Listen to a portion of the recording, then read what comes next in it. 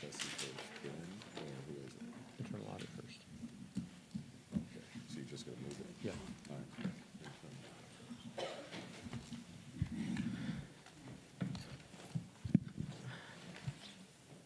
This special meeting of the Judson Board of Trustees is now hereby called to order at 5:02 p.m. Thank you for taking time to join us this late afternoon, early evening. In compliance with the State Government Code on Open Meetings, tonight's agenda has been appropriately posted, and we will now establish a quorum. So if you could proceed.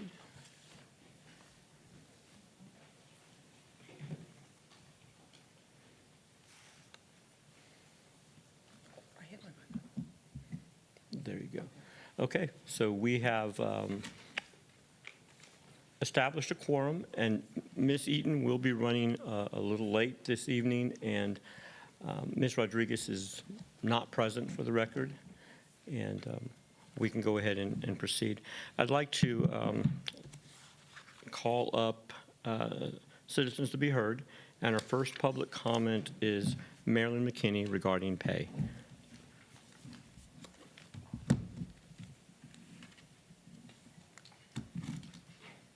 I've given some thought to your pay difficulties, and I'm all in favor of simplicity.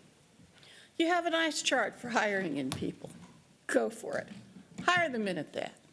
But when it comes to pay raises, give all those folks what you give teachers. You give teachers a $2,400 pay raise, everybody else can get that too. Because as the superintendent pointed out, a teacher is a teacher. Well, an administrator is an administrator.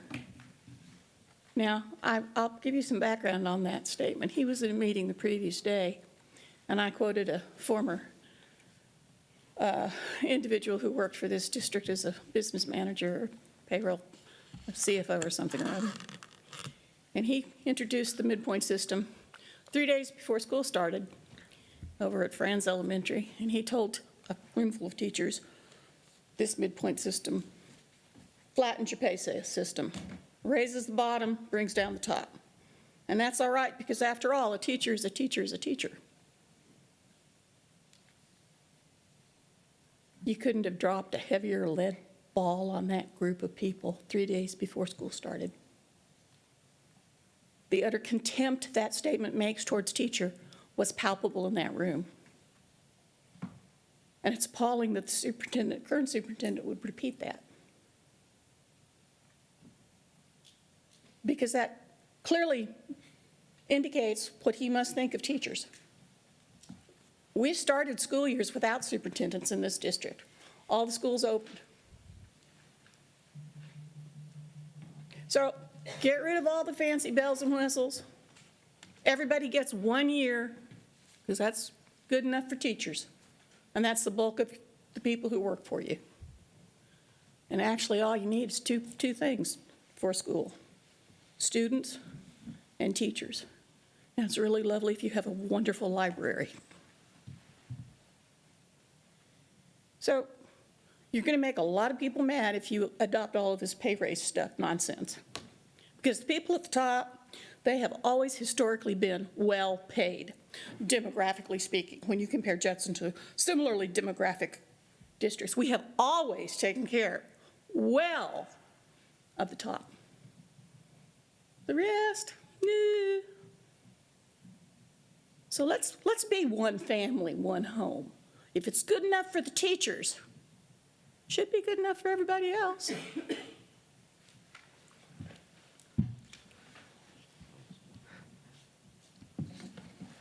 Thank you. That is the only citizen to heard public comment. So we do have a special presentation, so I'm going to go out of order in regards to the budget. We asked our internal auditor to be present to present a summary of their extensive audit, and wanted to invite them up to make a presentation to the board, and look forward to having this discussion. So Tammy, if you'd like to come up to the podium, welcome, and thank you.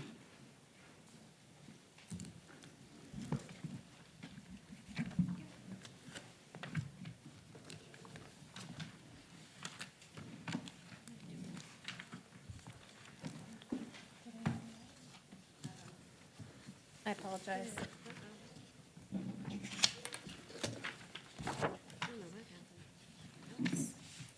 Oh, it's back. Okay, good. Okay.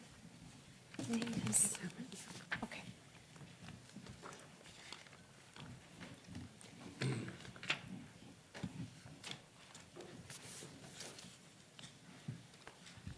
Yes.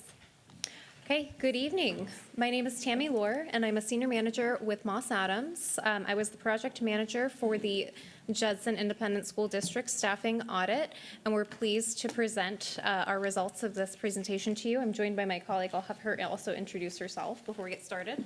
Hi, everyone. Good evening. My name is Maria Stroth. Okay, great. So today we'll be walking through an overview of our staffing audit, our methods that we use to be able to conduct this audit, some commendations and key themes, and then we'll review the district office structure and staffing analysis, the campus analysis, and then we'll review some questions and answers as well. Oh, it's already on the next slide. Okay, so we were engaged by the district to complete a staffing audit in response to recent changes, including a growing community, evolving student needs, teacher shortages, leadership turnover, and a structural budget deficit. This audit was designed to evaluate district staffing levels and organizational structures at the district office as well as at individual campuses in comparison to peer and industry best practices. The intent behind this analysis was to help inform where right-sizing of staff would be appropriate for the district's consideration. As you are all very well aware, there is a significant amount of data and information contained within this report for the Board of Directors, the Board of Trustees, and district leadership to consider, particularly as you navigate your structural budget deficit. To implement all of these recommendations simultaneously would be potentially very challenging, and so we would recommend that the district consider phasing the implementation of these recommendations based on your priorities and operational needs. To inform this analysis, we conducted 70 interviews with individuals across the district, including leaders within district office, as well as campus leaders across the elementary, middle, and high school level. We also reviewed documents including organizational charts, employment policies and procedures, job descriptions, the district staffing model for campuses, and other relevant information. We completed an all-staff survey to better understand workloads and staffing needs, which is included within Appendix B of the complete report. And then finally, we conducted data analysis that compared Judson's staffing levels in comparison to 5 peer districts, which included Grand Prairie, Midland, Northeast, Pflugerville, and Spring, and then industry best practices wherever those were available. To complete this analysis, we used data from the TEA, which included TAPER data, PEAMS data, as well as Judson's internal data on employment. We also used peer district organizational charts to help inform the district office analysis and recommendations. And a very detailed analysis of each metric can be found within Appendix A. Based on the culmination of all of this information, we developed recommendations to help right-size district operations, service delivery, and span of control. We wanted to share with you some of the commendable practices at the district that we have observed over the last several months of working with the team. The district has been through quite a few changes, but in every conversation that we had with district personnel, it was very evident that everyone is very mission-driven, mission-oriented, and places students first. There's very much that culture of students first across the district, and we had the pleasure of being able to experience that with each and every person that we spoke with throughout this engagement. We also found that the district was very open and responsive throughout this process, which indicates that there is a commitment to continuous improvement among district leaders, particularly those at the cabinet level. Overall, the district is able to serve its students by creating and maintaining very strong relationships between district office and campuses, which again puts students first and foremost at the heart of everyone's work. We also wanted to review some of the key themes that we learned through interviews and survey results in particular. When evaluating the history and structure of the district office, we found that prior administration appeared to create teams and reporting lines largely based on individual skills, experience, personalities, and relationships rather than functional alignment. Because of this, we identified several non-standard organizational structures that we recommend the district revise to better create alignment between correlated functions and also to support operational continuity. What often happens when structures are built around individuals is that you have one person that oversees a variety of structures that would not typically be co-located together, and then once that person leaves the district, it becomes very challenging to find someone to fill that role. So it is a best practice to organize your operations based on your needs, your functions, rather than the people who are currently filling each and every position. We also found that span of control varied pretty considerably across district office leadership, with some positions covering about 20 direct reports and others with no direct reports who are at the same level. While having a large span of control is certainly a common practice within school districts, if we think about the span of control that principals oversee out at their buildings, being able to make sure that we have our leaders with fewer direct reports so that they are able to be accessible to those who report to them and able to perform high-level strategic operations is also very important. So many of our recommended organizations structure changes within the district office are intended to help address this and create those manageable spans of control.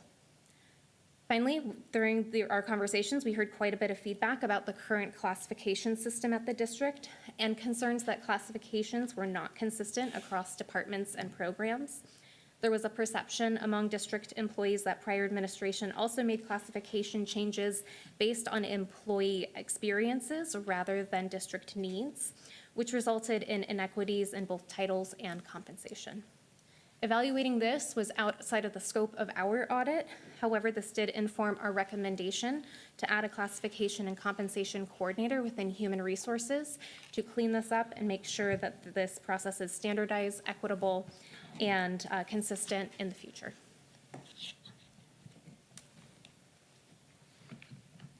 Thank you, Tammy. I'm going to walk through some of our district office observations and recommendations here on the next few slides.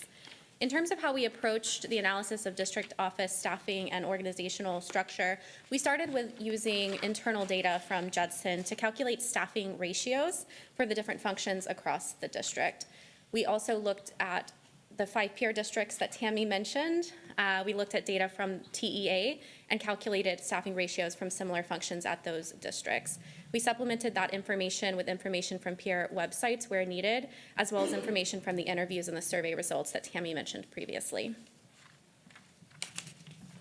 Overall, we found that Judson's district office is approximately right-sized, but there are opportunities to realign structures.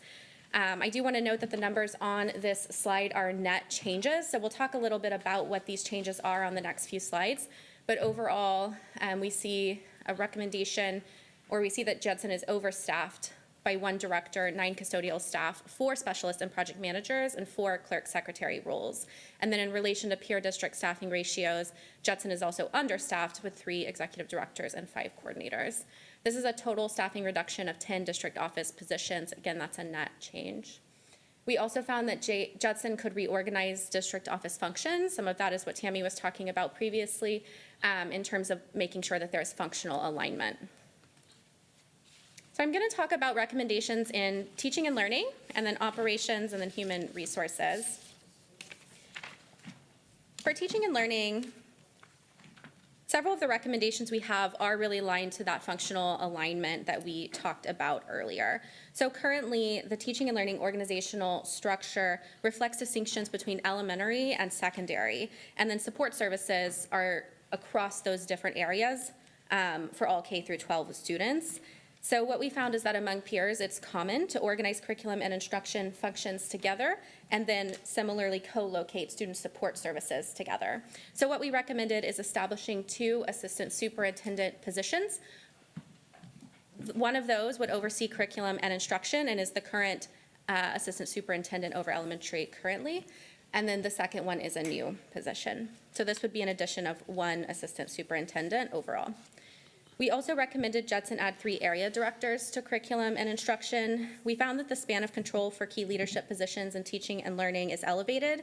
So for example, one key leader oversees 16 direct reports, another oversees 24. So as Tammy talked about earlier, reducing the span of control can improve accessibility and coordination.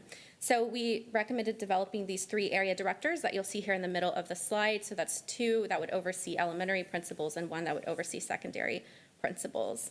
These roles can help principals in providing enhanced training, leadership support, and development of high potential leaders across the campuses. To better align functions in teaching and learning, we also recommended moving some functions out of operations into teaching and learning. So you'll see that there in the sort of second column from the right, assessment and accountability, career and technology, college, career and military readiness, and fine arts, grouping those together under an executive director of student advancement, again, to align those functions, which really are focused on student services together, rather than being in operations. To oversee this, we recommended that Judson create an executive director of student advancement, and then take the duties of the current director of innovation and accountability and reallocate them to that executive director position, as well as the director of assessment. So that would be the addition of an executive director, but the reduction of a director level position. We also noted in this sort of reporting chain here with the Director of Fine Arts that that position oversees a broad array of programs at each of the campuses and functions with minimal support. This creates high workloads in terms of being able to coordinate tournaments, competitions, and curriculum in fine arts. So we recommended that to better support the director, the current secretary in that department is elevated to a coordinator level position. So that allows better support for the director without adding a position in that space. And then over here in this far right column here, a couple of recommendations related to these functions. Currently, all school counselors report to the Executive Director of Student and Family Services. Again, this person oversees 9 positions, which is a high span of control. Peer districts do typically have a coordinator level position overseeing counseling services and supporting behavioral support interventions. And so given the increasing importance of counseling services in public schools, we recommend the creation of a counseling coordinator to provide guidance and support to campuses. Additionally, we know that the board had requested the establishment of the Chief of Student Advocacy position to support the district's commitment to ensuring excellent and equitable outcomes for students and diversity, equity, and inclusion. This position is currently a member of the cabinet, and we found that no peer districts had a similar position at the cabinet level, so we recommended making a position at the executive director level for student advocacy to continue this work forward, but not at the chief level. We also had several recommendations in the operations department related to athletics, custodial staffing, truancy, and payroll. So in athletics, we saw that Judson has elevated staffing levels, including at the director level. So Judson has currently an executive director, a director, and an assistant director. And we saw that in other campuses, they often have no more than 2 directors, sometimes even 1 or no directors in athletics. So we recommended that Judson eliminate an assistant director athletics position to right-size staffing. Also to right-size staffing with other peer districts, we recommend the reduction of 1 athletics secretary. For custodial staffing, we looked at APPA standards, which provide standards for the number of square feet that a custodian should manage to be able to maintain APPA standards. It's a standard of 1 to 5, so 1 being spotlessness and 5 being sort of unkept negligence. Generally, we'd recommend that you go no lower than a 3 and you stay sort of around a 2 or a 3 level. And when we did that analysis, we found that at the district office, Judson could reduce 9 custodial positions, and Tammy will talk a little bit about additional reductions that could be made at the campus level with that same standard. Bless you. In the middle here for truancy, in our analysis, we saw that Judson has 8 district truancy officers, and to right-size staffing in comparison to other districts, Judson could eliminate 2 district truancy officers to go from 8 to 6. We also found elevated staffing levels within finance in operations, and based on our interviews with staff across the district office, we identified that Judson could reduce payroll staffing by 2 FTEs based on the current workload and responsibilities in that department. I do want to note that we don't have recommendations related to technology or transportation staffing. Data in this area was limited, both from TEA and from other peer districts, and we were unable to get reliable data in those areas to provide recommendations. We recommended that the district do further analysis in these areas to determine right sizing for these departments. And then lastly, I want to talk about communications and talent management. I want to talk about HR within communications and talent management. Our recommendations in human resources are largely around the director level, and then we have a couple other that I'll share too. So currently there are several directors in HR. We recommend that to support organization in this department and right size of staffing levels, that Judson create an executive director of HR position to oversee HR functions, and with that would be able to eliminate a director of HR position. Currently, there's an HR position director that oversees auxiliary positions and one that oversees professional services. By adding an executive director and eliminating one of those, that would be more aligned with peer districts.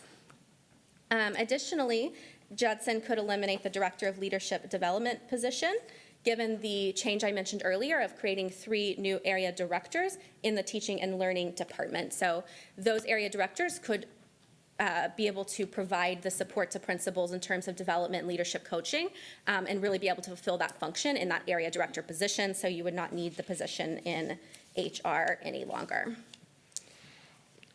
Given that we're recommending the reduction of 2 directors, we also had some recommendations of upgrading a couple of specialist positions to coordinator level positions.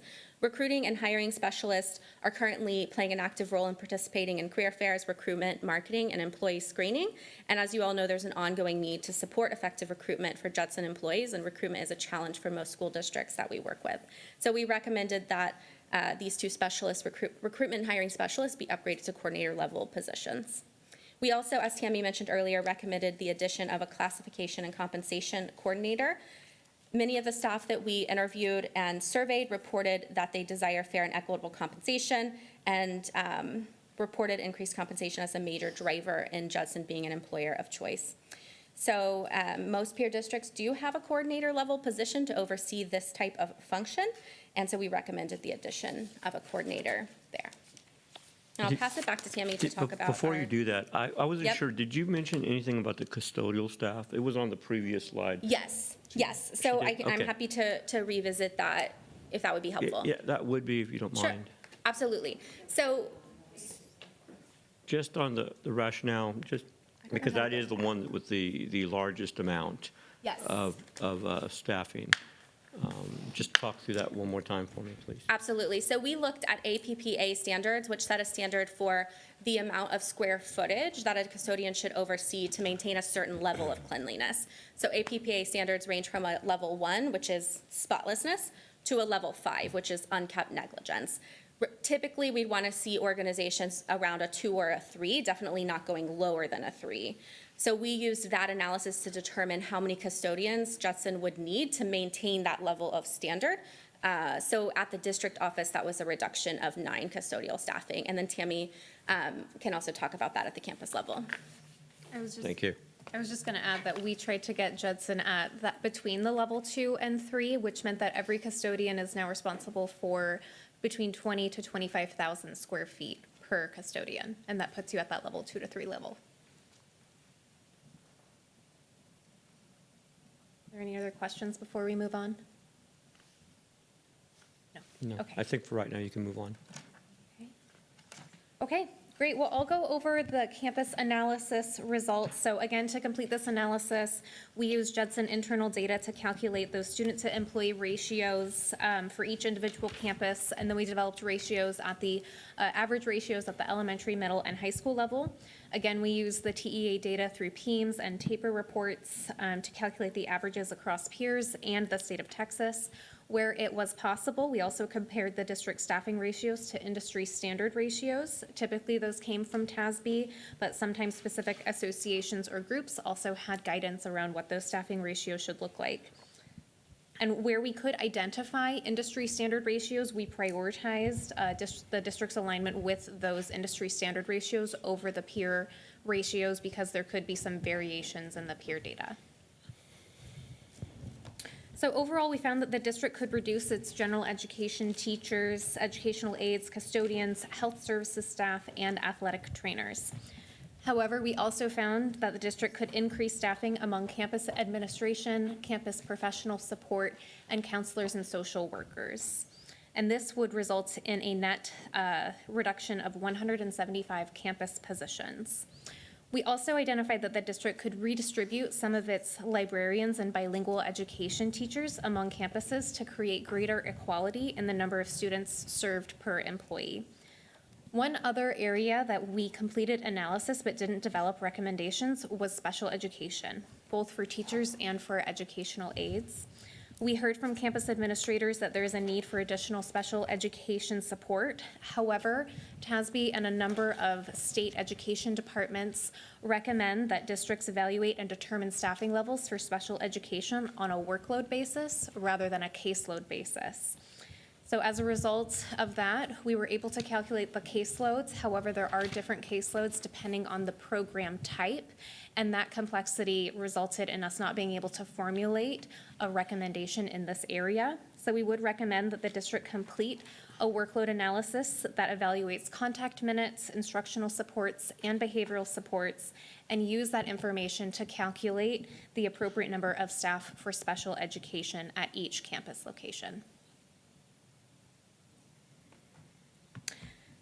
As you are all likely aware, Judson uses a staffing model to determine the number of teachers at each grade level based on its desired classroom size and has a very clear preference within that model for smaller class sizes. At the high school level, as you can see on this slide, TASB recommends between 20 to 25 and no more than 30 students per education teacher, but Judson strives for a 23-to-1 ratio, so it's at the low end of that range. Currently, the district's average high school class size is 22.7 students per teacher, so quite close to your stated goal of 23-to-1. Based on that, you could reduce overall teachers at the high school level by a net of 2 positions. At the middle school level, TASB recommends between 22 and 24 students, but also indicates that you could go up to 28 students per teacher. However, Judson strives to achieve a 22-to-1 ratio. Currently, middle schools have an average of 17.5 students per middle school teacher, and therefore you could reduce up to 46 positions, although we have recommended a reduction of 40 positions based on just you can't eliminate half of a position in one school, and so that was the ability to get you to that 40. And then finally, at the elementary level, TASB recommends a ratio of 22 students per teacher, but Judson aims to have 21 students per teacher. Currently, the district has an average of 17.4 students per teacher at the elementary level. And so to align with these, with its own standards, Judson could reduce 125 teaching positions at the elementary level. However, to better align with Judson's own stated staffing guides, you would reduce the elementary school staffing by 89 teacher positions. So the recommendation listed here equates to 131 eliminated teacher positions, and those again are just intended to align Judson with its stated goals, not necessarily with what TASB recommends. Notably, coaches are also categorized in Judson's internal data as general education teachers because they perform coaching duties alongside teaching duties generally. And so these figures here also reflect potential coaching reductions. So here I'll go through some of the other reduction recommendations. For educational aides, TASB recommends 14.2 aides per 1,000 students at the secondary level. That translates to about 71 students per aide. Currently, Judson has 136 students per aide at the high school level, 92 students per aide at the middle school level. So the district actually needs to increase educational aides by about 38 positions among your secondary schools to achieve the TASB ratio. At the elementary level, TASB recommends 16 aides per 1,000 students, which is 62.5 students per aide, and Judson's current average is 44 students per aide, which indicates that you could reduce aides by 83 positions at the elementary level. So if we were to take 83 of those aides and apply them to the secondary level where they're needed, then you end up with a net reduction of 45 educational aides. For custodians, as Maria has already mentioned, we align staffing with the Association of Physical Plant Administrators guidelines. Oops, sorry about that. To get to that level 2 or 3. Again, you don't really want to go any lower than that. You don't want to be associated with the word dingy in any way. And so based on that, we wanted to get custodians up between 20 to 25,000 square feet, which resulted in a reduction of 16 custodians at campuses. For health services staff, we found that the National Association for School Nurses recommends evaluating student acuity and community health indicators to determine staffing levels. They do not provide an anticipated ratio. However, we were able to identify that the state and peer averages were between 839 and 959 students per health services staff. Currently, Judson's ratio is at 562 to 1. For Judson to be able to achieve the peer district average, we found that the district could reduce health service positions at campuses by just over 18 positions, but that wouldn't actually be able to work out because then you would have some position or some campuses without a full-time employee at that school. And so in order to make sure that each campus has at least one full-time health services employee and that you're getting closer to that peer and state average ratio, you could reduce positions in this area by 9. Then finally, we evaluated athletic trainers, which are at your comprehensive high schools. We found that peer districts had an average of 1,946 students per trainer, whereas Judson is at 902 students per trainer. Based on that, we found that you could reduce trainers by 4 at your comprehensive high schools in order to, again, make sure that every campus has an athletic trainer, but that you're getting closer to that right-sized ratio. And I'll also review the basis for the additions that were identified through this analysis. The first area is campus administration. So we found that peer districts have an average of 250 students per administrator, with the state average very closely aligned to that at 245 students per administrator. Currently, Judson's at 275 students per administrator, so you're really not that far off. But it does indicate that the district could increase campus administrators by a total of 7 positions, including 1 additional administrator at each of your comprehensive high schools. The next area is campus professional support. So here TASB has some recommended ratios as well. They recommend 5.5 support positions per 1,000 students at the secondary level. That's the equivalent of 182 students per support professional. Right now, you're at 206 at the high school level and 224 students per employee at the middle school level. Based on that, you could increase staffing by 8 positions to be able to achieve that TASB ratio. At the elementary school level, TASB recommends 4.5 positions per 1,000 students. That's 222 students per employee. Right now, you're at 277. So there's also support for increasing campus support professionals by 5 positions at the elementary level. And then finally, the last area that we'll review with you today are counselors and social workers. The American School Counselor Association recommends a ratio of 250 students per counselor. Right now, Judson is at 281.1, so it's not terribly far off from that recommended ratio, but if you did want to strive to achieve that, you would need to add 10 counselor positions, and those are primarily at the elementary level. And this slide just shows a summary of all these recommended staffing changes that we have gone over today, and we're happy to open it up to questions. Well, obviously, that's a lot of data, and thank you. And naturally, for the audience's sake, this internal audit was to have those conversations and to have some assessment of where we are, and doesn't mean we will adopt all the recommendations, but certainly we need to have the conversation to figure out what next steps we'll take. And so naturally, I'd like to open it up to my colleagues because I know that there's questions to ask.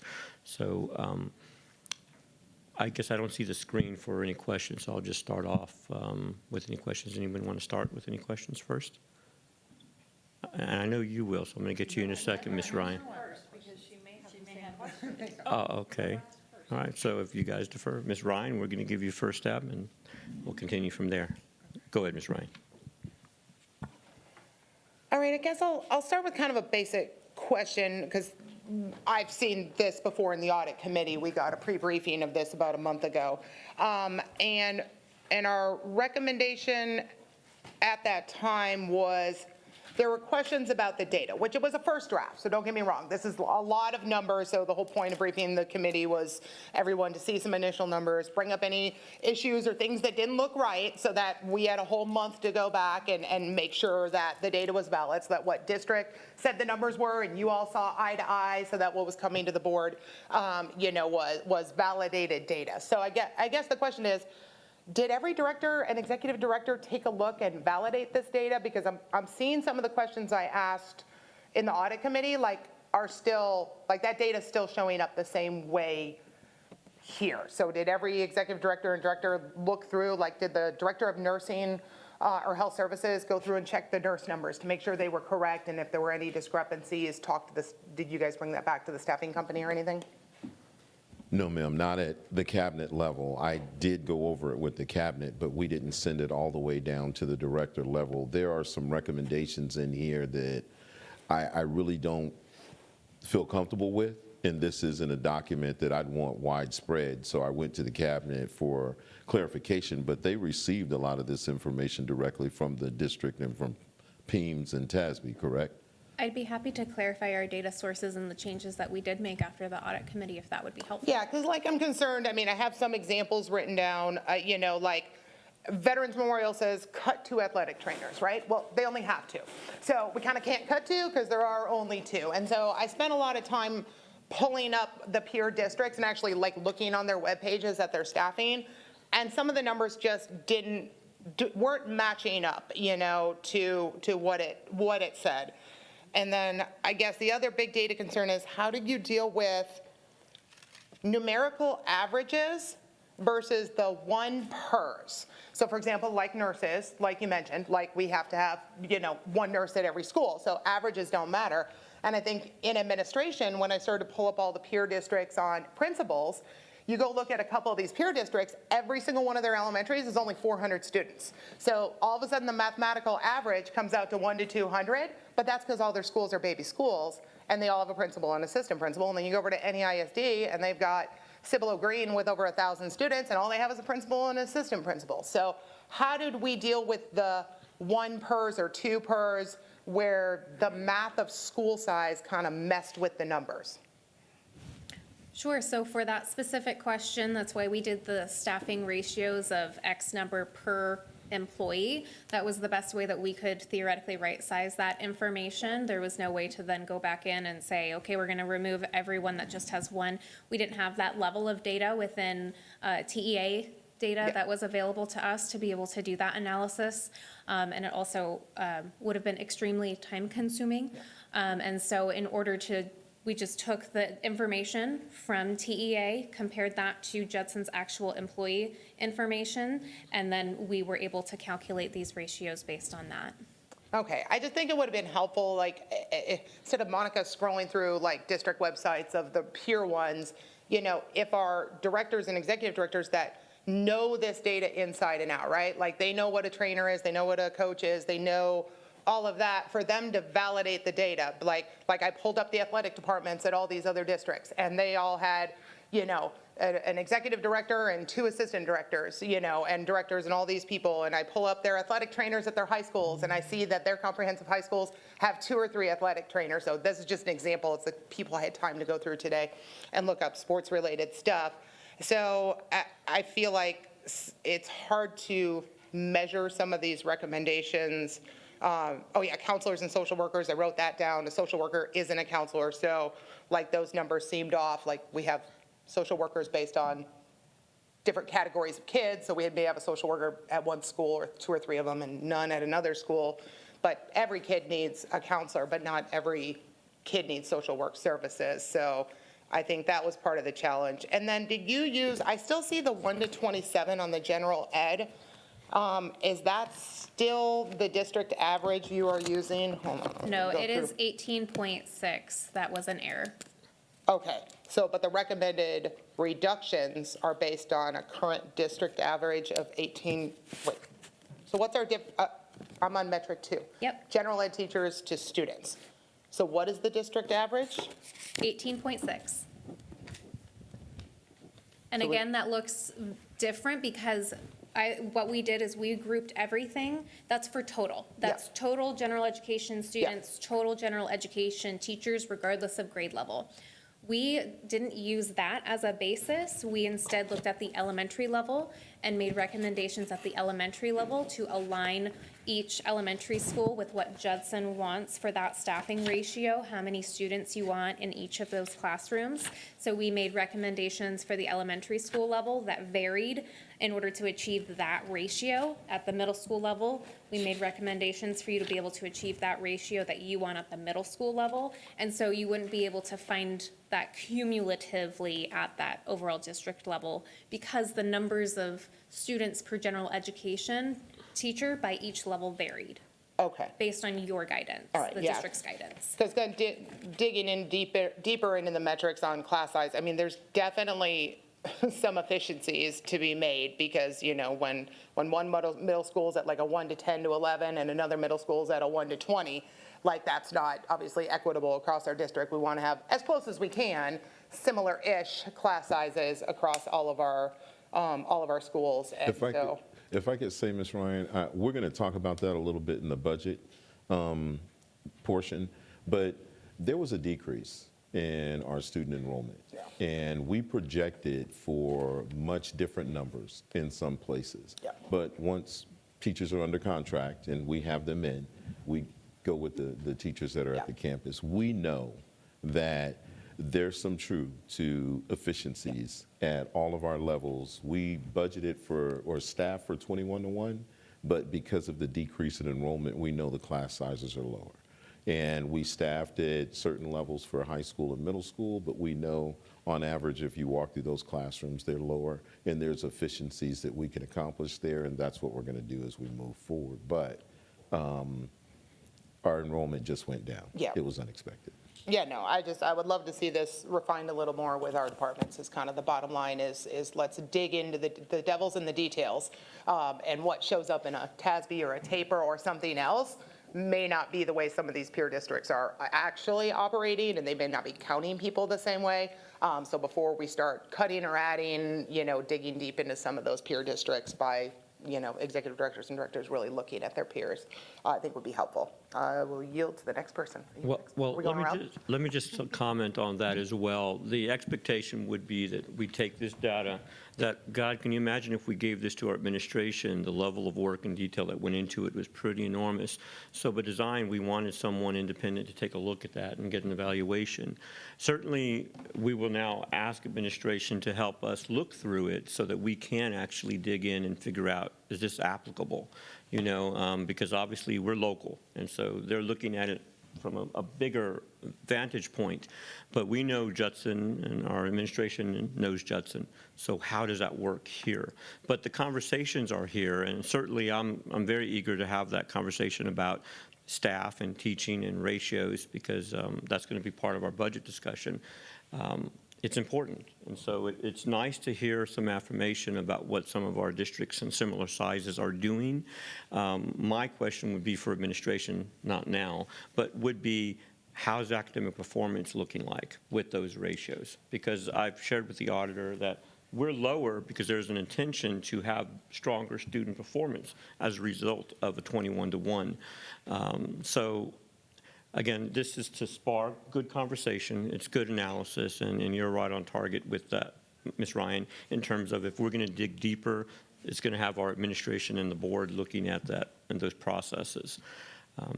Can I say something real quick on that? Sure. I would also echo that I appreciate the opportunity for them to come back, and because as a district, and you and Ms. Canoria have been here quite a long time, we made a commitment that there's going to be a nurse at every campus. As soon as Esther came, we made a commitment that there's going to be a librarian at every campus, or a commitment that we're going to have our AET teachers. So these are things that we said were priorities for us. They're telling us that, hey, that's not necessarily the norm throughout the state, but once we make that commitment, to your point, Ms. Ryan, you know, those numbers are different per nurse than they are for us, because we said we want one at every campus. So I appreciate them pointing it out. I would tell you that there's a lot of things that are in the report that were stated that we can probably get behind. But there's a lot of things that there's a few things we push back on too and say, I don't know if we can support that. But we're willing to bring those to the board based on their recommendations and kind of even outline what's the financial component that goes along with each of these recommendations. So we know what we're signing up for. Well, thank you, Dr. Fields. Yes, I'll sir. go ahead and open it back up. Anyone have questions for our auditor? Ms. Faulkner? I just, and this goes back to the athletic trainer, and I understand, but so our numbers state we have too many, but do the other, I know for a fact, other school districts have some on staff and some contracted. So the numbers you got from other districts, do they take that into account were you just looking at employee numbers, or does it take into account the number of contracted positions they have as well? It's hard to say with any level of security because we didn't audit those districts. Okay. However, we generally speaking were able to identify contract employees for other employee types in that TEA data. So that is, we anticipate that if there were contracted positions, it's very likely that they were included in that, but we can't say that with any surety. Okay.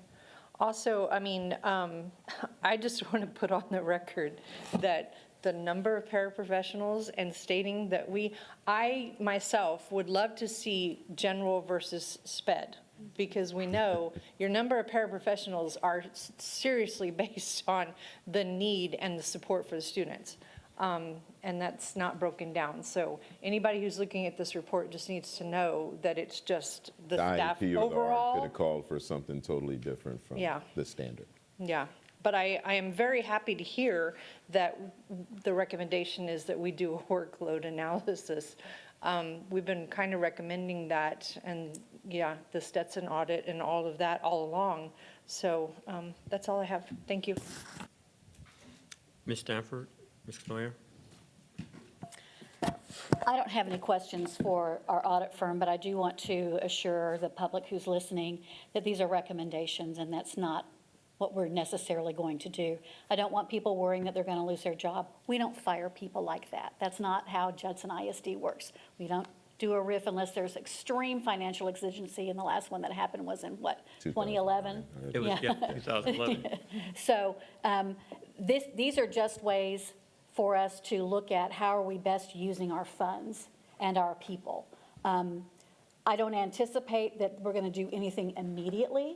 What I would expect is that our administration comes back with a plan. Let's look at this, in this month we may analyze and make these moves, and in this month we'll look at this, and in this month we'll look at that. But this is going to be something that's developed gradually and not just by June we're ready to rock and roll. Well, and I would echo too that obviously we're early in our budget process. There is definitely need to have these strategic discussions. My question to you is more on an area that I'm ultra sensitive, and that's the social emotional well-being of our students. And the 250-to-1 ratio is, I think, strong and something, again, strategically that we may have to get behind, because at this point, I think we're at 350-to-1 or whatever that ratio is. And so if social workers aren't really counselors, but they still address the social emotional wellness of students, it still kind of helps get to that 250-to-1 ratio. So as we talk about that during this cycle, it's something that obviously I'll look back at this information. But do you have anything in addition to add to that assessment when you were looking at our counseling and social workers? Was there anything that stood out? We did identify at the district office level that you didn't have a coordinator for counseling, and we did recommend that you add a coordinator to be able to help provide that support across all of the campuses. If we think about the district office sort of as the engine of the district, we want to make sure that there's really good support for everyone out at campuses. And so that's the only thing I think I would add. You were relatively close to the 250-to-1 ratio. You were at 281-to-1. But I think all districts across the nation right now are realizing that that's a very significant need for their students coming out of the pandemic, and that there's certainly been a need to really take a look at that ratio and what your staffing levels are. And those also might be based on need rather than just that student to counselor ratio as well. I'd like to add that real quick. If you were to go to TASB or look it up, it says the TASB recommendation is 350 to 1 across the state of Texas for counselors and students. I agree with the need. I feel like we're closer to 250 than we are to 350, so we're Absolutely. happy with that. But that would be one of those decisions where we're making a commitment to try and get to the 250, so we may have to forego something else to get to that.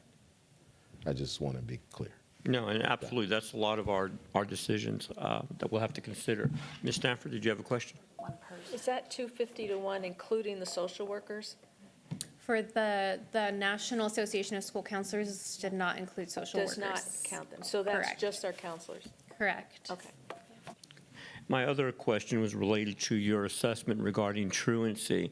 Obviously, we want students in school, and so we've made an investment, it looks like, to have more truancy officers than is recommended. You talked about having 6 rather than 8, but the board's priorities are to find students to get them in there. Add a little more to any of that dialogue and why you would make the recommendation to reduce truancy positions. Sure, that was largely based on the peer analysis, so I am just pulling Because that. the follow-up would be then, peer analysis, how are they addressing truancy? And obviously, economically disadvantaged student populations are more absent.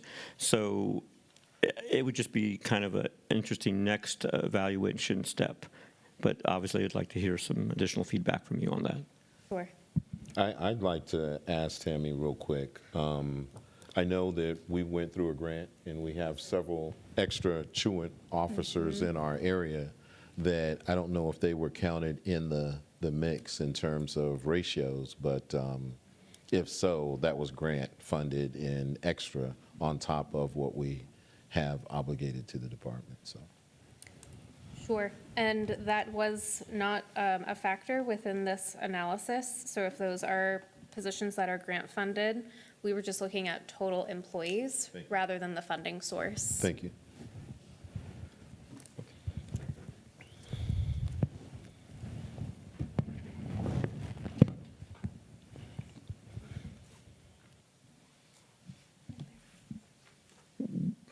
Were you going to add more to the truancy, or is that, Yep. was that it? Yeah, we just had to find it. Okay. Sorry, 288 pages of information. Sure. I can wait, for sure. So we evaluated Judson against some peer districts and found that you had additional resources attached to truancy and could right-size those staffing levels. We did share within this recommendation that you could prioritize based on the number of unexcused absences occurring at each campus to just make sure that you're putting your resources at the appropriate level. And then we had a recommendation to co-locate district truancy and dropout prevention coordinator position with pupil services to be able to provide more of those wraparound supports to help students be able to attend school. Okay. And I guess I do have one last comment, and if you have any input on it. My initial expectation when we began this, and I hate putting my back to you, so forgive me, but my initial expectation was that we would determine that we have an influx of coordinators and specialists and executive directors and directors, but your assessment is not really indicating that's the case. So it appears that we're right-sized when you look at our peer districts for those positions. I'm wondering, and again, I don't know what your response would be, but my thought would be, as we funded positions as a result of the ESSER issue that we had, if other peer districts did the same in filling those positions, because as we come off the ESSER funding, we're going to have to find areas to be more efficient. So did you get the sense that maybe that's why peer districts look the same, because they were also creating positions through ESSER or any of those things? Yeah, I think the treatment of ESSER funds by each district really varied, where some districts did establish positions, and then some districts were very strict about this is only for one-time costs, and we're not going to start up anything new, no new programs, no new anything. And so we've seen a lot of variation in that. When we did look at peers and the state average, I can share that your central office was overstaffed by between 7 and 11 positions. And as you noted, we recommended that you eliminate 10 positions. So that puts you really right in the right spot in terms of the staffing levels for the district office.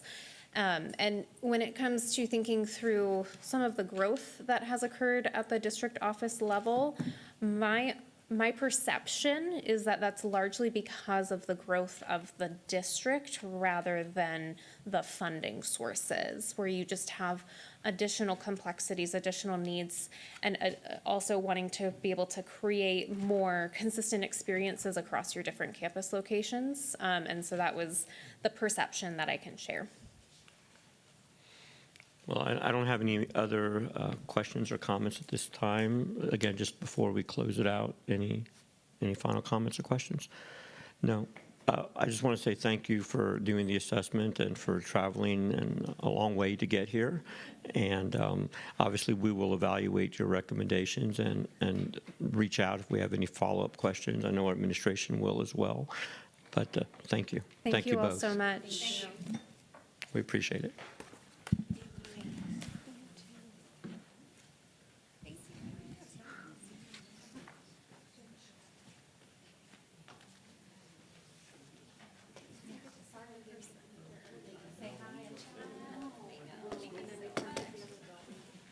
Okay, let's go ahead and proceed with our agenda. I didn't say this earlier, but I like to always put it out there. I'm hoping that we are completed with our meeting today by 8 o'clock. We started at 5, so 3 hours is pretty good. So at this point, we're going to start with our budget discussion, and obviously there was a lot of questions and information we're going to be getting through this budget. So Dr. Fields, I'd like to start with our budget discussion. Definitely. I had an opportunity to sit down with some of the other superintendents a couple of times this week. And some of the common themes that came up were the enrollment. We are not exclusive, and there was a drop in enrollment among students. I account some of that to charter schools, but I account that to still dealing with that coming out of COVID. How do we get back in school deal? But it's affecting the budgets for a lot of people. And then going into this budget cycle, kind of did a survey for, where they stood in terms of a balance versus deficit. I think you'd be hard pressed to find a district who's going to be able to pass a balanced budget coming out of this ESSER cliff. So we're all kind of struggling with the same issues. And then with the change in the 40,000 to 100,000 homestead exemption, the SHARs where there was a $1.3 million, shortfall. I mean, there are just so many things that hit public school districts at the same time that everybody's struggling. And then trying to be competitive with your pay in comparison to your peer districts. So this is just the second of our meetings going into our budget cycle, but we're trying to bring some form to what we'll be doing as we move forward and kind of clear up some questions as to where we are right now. So Ms. Davis will start out by going through, kind of our summary of finance that you guys see every month and how we got there and some things that we need to go do going forward that we said we were going to do back in the last budget cycle. So Ms. Davis. Thank you, Dr. Fields, and good evening, board members, board president as well. We're happy to present our budget workshop number 2, and our agenda today will review our year-to-date current budgets, which will be a little more updated than what you receive in your monthly financials. The monthly financials are usually 2 months behind, so we're going to show you data as of March 31st. As we go through our budget workshop tonight. Then we're going to discuss and review our budget assumptions for our forecasted budget for next year, as well as discuss the campus allotments and department allotments where we try to find some efficiencies and try to reduce some budgets where permissible and allowable, and then discuss finally, of course, our general fund, child nutrition fund, and debt service fund for next school year. You can stop and ask questions at any time rather than waiting for the end. That way, as it's fresh on your mind, we ask that you please ask your questions. So the next, Janine. somebody Oh. help with the, okay, thank you. Sorry, we just want to make sure that everybody's seeing the updated slides. Everybody viewing can see. So we'll start out with our current budget, state of the district financially, where we are.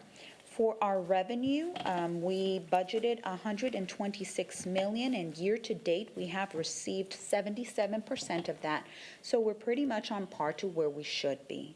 For our state, we budgeted $108 million, and we've received about 61%. And for federal, we budgeted about $4 million. Year-to-date, you can see that we've received a lot less than where we were compared to last year due to what Dr. Fields stated, and that's currently being contested federally with the state of Texas. So for now, the reimbursements have been paused, and that's why you see a reduction there. Normally, we would have probably collected on that reimbursement by now.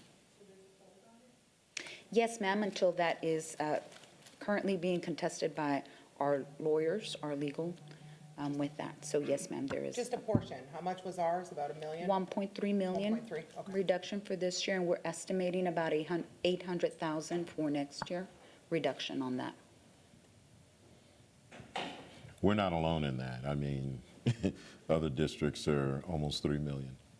Across the entire state of Texas. That is correct, Dr. Fields. And for the public, that is reimbursements for expenses we make for special ed students. Correct.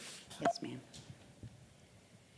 And so our total revenue that we are projecting for this year is 239 is what you see there, what we had adopted. However, as Dr. Fields mentioned, we do have a lower enrollment.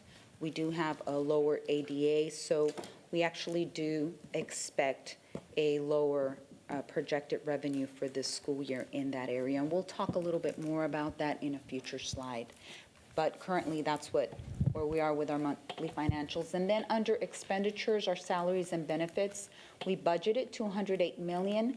However, you see a $216 million right next to that, which will also be explained in a future slide based on some of the adopted raises by the board, as well as the incentives that are going to be paid out in the spring. And so you'll be seeing those amendments coming to you in the April meeting. In addition, we have our contracted services for $21 million. We've spent about 59% of that, and our supplies and materials. So we're looking at our expenditures here that are pretty much on par with 57% expenditures. Miscellaneous and travel, we budgeted $7 million. Year to date, we've expended about $4 million. Our local maintenance debt is $475,000. Year to date, we have paid that off on a local maintenance note. And you see capital expenditures budgeted there. Year to date, we've spent $1,174,000, and that's on the Copperfield transformer. And so you see the total expenditures there at $257 million. Now, that's what we've budgeted. Year to date, we've expended $166. This is the area, of course, on the contracted services and below that where we do try to save some money. Anything that's not expended then gets rolled back in. Yes, ma'am. And do this slide by slide. Yes, ma'am. So I know we've talked about this a number of times. I don't see anywhere in these slides where we show the forecast because we're about 80% of the way through the fiscal year if we're taking this through the end of March. So we're about 65% expended. And I know there's some expenses that are front-loaded at the beginning of a fiscal year, some that are at the end, and some are continuous all the way across. So at some point, are we going to get our forecast? Because we know a big deficit budget is not always a big deficit actual. We've seen that, historically over the last 6 years. There's been a big difference. And kind of knowing where we're forecasted to be at kind of helps us out in making like the future financial decisions. So Are we going to be able to see a forecast soon? Actually, it's in future slides that we just provided and uploaded into our board book. So yes, you're going to see a little bit better forecast in this budget workshop as well. And each time that we conduct a budget workshop and we're able to run another payroll, then we'll be able to show you. Okay, sorry, I printed this morning, so if something was uploaded during the day, I It just was. don't, okay. Yes. Now, if you're asking though, if we'll be able to show where we'll be able to save in which of these areas, I would. Oh, that's no, not no, what no, it- I'm just okay, saying, 'cause we're not going to spend all 257 million. Like, we're not going to spend all 257. We're going to end somewhere a little short.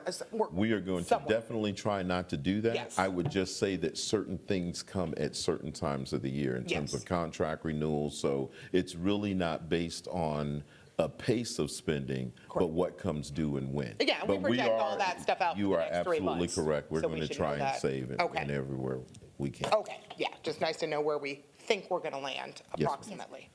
Yes, ma'am. You're so good at that.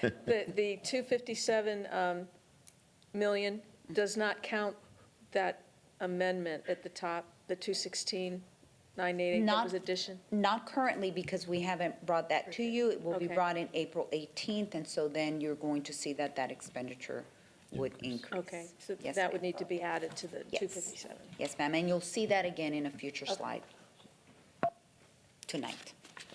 Okay? And just for my question, the revenue that we have received, like we had some revenue come, where did we put this in? Like, what's the, That goes under state. I Oh, switched it. sorry, You want me to go back It's already one? in child nutrition. Do you want me to go back one? Sure. It's not agreeing with me. Was it put If in you before push March P, 31st? sometimes it'll go back for previous. But not today. Not today. Right. well, again, I know we had some areas where we had some revenue come in, and so Yes, sir. how that was captured and what bucket that Yes. would have been. It Okay. would go under budget. I'm not sure if it was put in prior to March 20. It was, okay. So then it's definitely there. March 21st? Again, It's, child- it's frozen. So Oh, it's frozen. Give it a second. Again, what you're seeing up there's child nutrition budget because it's frozen. Okay, well, thank you. it can just- Yes. won't go anywhere. But Let to me answer escape your real quick. question, sir, it would be inserted under the state budget, and it already has been. Yes. Thank you, Ms. Davis. You're welcome. Yeah. And so in the child nutrition budget, year-to-date We're on track. expenditures, our local budget was 1 million. Year-to-date, you can see that we've actually received a little bit more. And that's due to catering and sales. You know, we have an excellent chef with us in Judson ISD, yes. And so we've made a little bit more there, and that's a great thing. For the state, you see that we budgeted 128,000, and we haven't year-to-date received that. That's because it's a one-time payment and hasn't been paid out yet. And then for federal, the budget is 18.9 million. Year-to-date, we have received 9 million. So for a total revenue of $20,140,024. When you go down to the expenditure, you could see a total expenditure of 24,705,000. And so revenue over expenditure is a 4.565 deficit. And that's because the rules are different when it comes to child nutrition. Unlike our general fund, where we're actually trying to keep up our fund balance for child nutrition, they're actually not allowed to maintain a fund balance beyond their 3 months operating expenses. So they get an approval of a TDA, a spend down plan, and that's why you see that reflected here. For debt service, which is also referred to as INS, this is what we use to pay down our bonds and our mortgage payment, if you will, for the school district. So we have budgeted 54 million. Year to date, we have received 50 million, so it's about a 93%.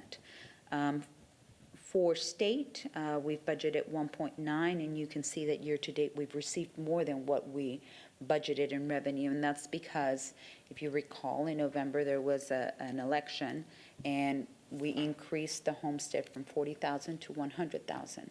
When we do that, the state provides us something called hold harmless. Basically, they're holding the district harmless for the state legislation change, and they've provided a little bit more revenue in that area when it comes to the debt service. And then, so for a total revenue year-to-date of $55,463,210. Under the expenditure, year-to-date, you can see that we've expended $50 million. That's because we made our debt service payment, and we had already made that payment prior to the first budget workshop, so that remains the same. Do we have any more payments going out, or no? Are we No, done for this year, Not right? for this year. Okay. Okay. Okay, good. But that's the defeasance, not the payment. But it would come out of here. Right. Regular schedule's done, we just gotta make sure we don't have a defeasance payment. Okay, thank you. But you did approve a defeasance We will have earlier in the one. fall. We just will don't know have when. one. Right. Yes, ma'am. Yes. And that'll help to keep that INS rate where it's at. Yes, ma'am. So then for budget assumptions for next school year, 24-25. Conversations during last year's budget included recommendations from our board to narrow our budget and to try and find all of the efficiencies in an effort to decrease the deficit from last year. If you recall, therefore, the previous CFO did make a decision to make our salary projection for the year to include a 4% decrease. And that was done by not budgeting for all positions due to an average number of vacancies throughout the instructional year. That's not necessarily the best practice, so we do recommend moving forward budgeting for all positions as we do our projections for next school year. We don't want to run such a tight budget. So just keep that in mind as we're talking about these projections for next school year. Then for the 24-25 budget, we should include a decrease in the needed FTEs once we approve a recommended staffing ratios based on lower enrollment. And I did add the enrollment there. Last year it was 25,941. That's where we ended the year. This year we're currently at 24,056. So that's a decrease in our student enrollment of 1,885 students. So we take a look at our projected average daily attendance, and that's 20,953. I will say these numbers are more accurate than what you see in the TEA summary of finance, because what we're providing to you right now is at the end of our fourth 6 weeks, coming directly from our data. And though we send this data to TEA, they don't update their SOF until much later. And Ms. so then- Davis, I'm Yes, sorry to interrupt you, but you did mention to ask questions along the way. Yes, ma'am. so Yes, of Yes, sir. I want to course. make sure I Yes, ask. please. So in terms of the decreased enrollment, what did we forecast at the beginning of the year? When we passed the budget last year, what did we have our enrollment? Was it at the 25,000 mark? Because we usually try to lowball what that anticipated enrollment would be. Let me take a look at. I'm just curious. I mean, because you're saying now this year, we're at 24,056. I'm trying to get a sense of what. Your mic? Yes. Go right ahead. The ADA that we budget at is 22,231, but the budget for campus would have been more at like the 25,000. Okay. So it was lower than the Yes. 24,000. I think it's important to note two things. One is that we anticipated 1,200 of that because we changed our pre-K enrollment. All right, I And recall. because a lot of those students, we weren't even being compensated for. So it wasn't going to be that high of an impact when it came to our funding. But because I don't want to give the impression that all of that comes from that enrollment.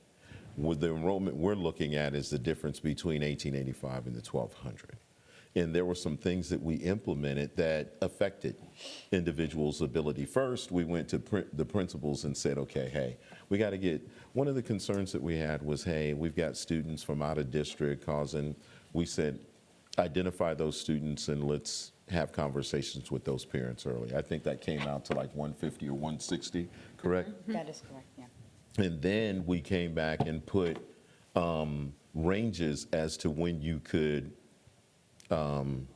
enroll in the district, whether you were out of the district, whether you were just going to try and go from one campus to another, and so on.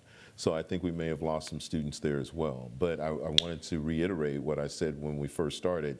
This isn't unique to Judson. I mean, everybody went down in their enrollment across the Dare County area.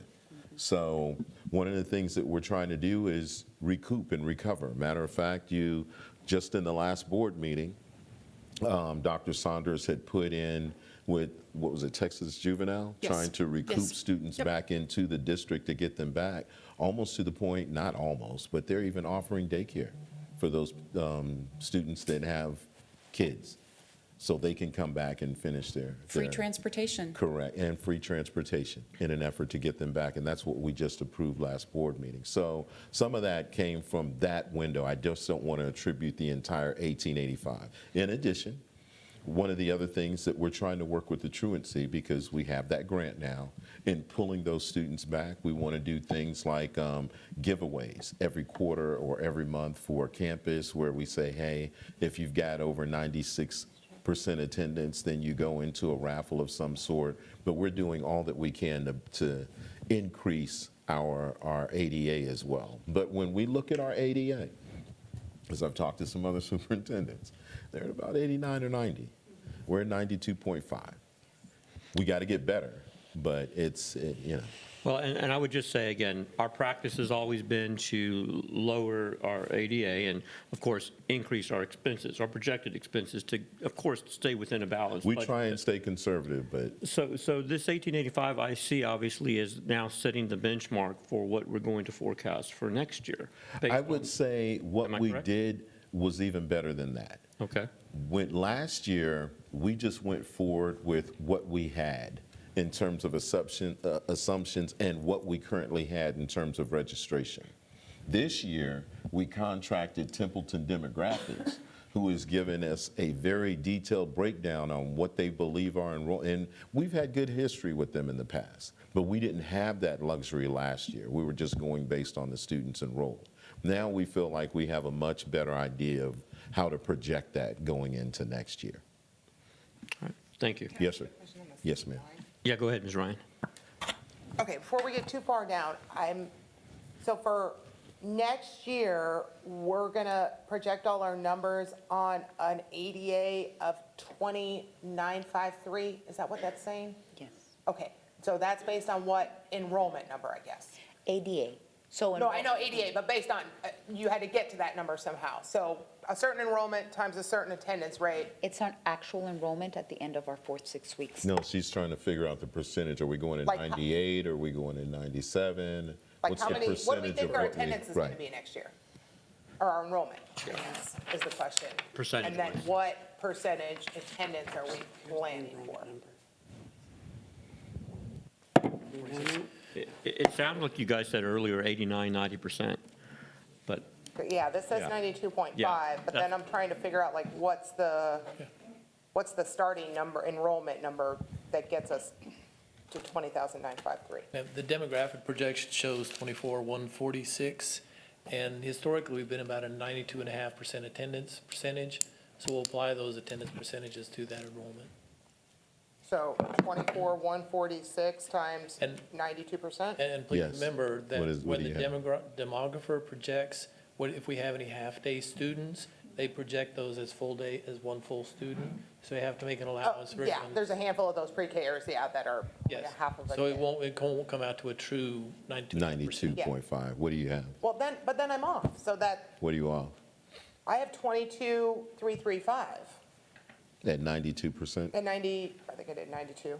92%? 24,146 times, I need one of those old calculator abacus things. We got one right here. 90.92, I knew with the little ticker tape. Yeah, like I'm over 22,000, I guess that's when I was looking at these slides, I was trying to do the math of figuring out enrollment, because I had the demographer slide, so I'm like, hold on, what? Because it involves staffing, because obviously we're in staff for enrollment. So as I was trying to figure out exactly what enrollment number, Right now, we're using an ADA to budget based on our actual ADA this year, the 20,953. So we're making some adjustments and refine that number as we get the 5-6 weeks data.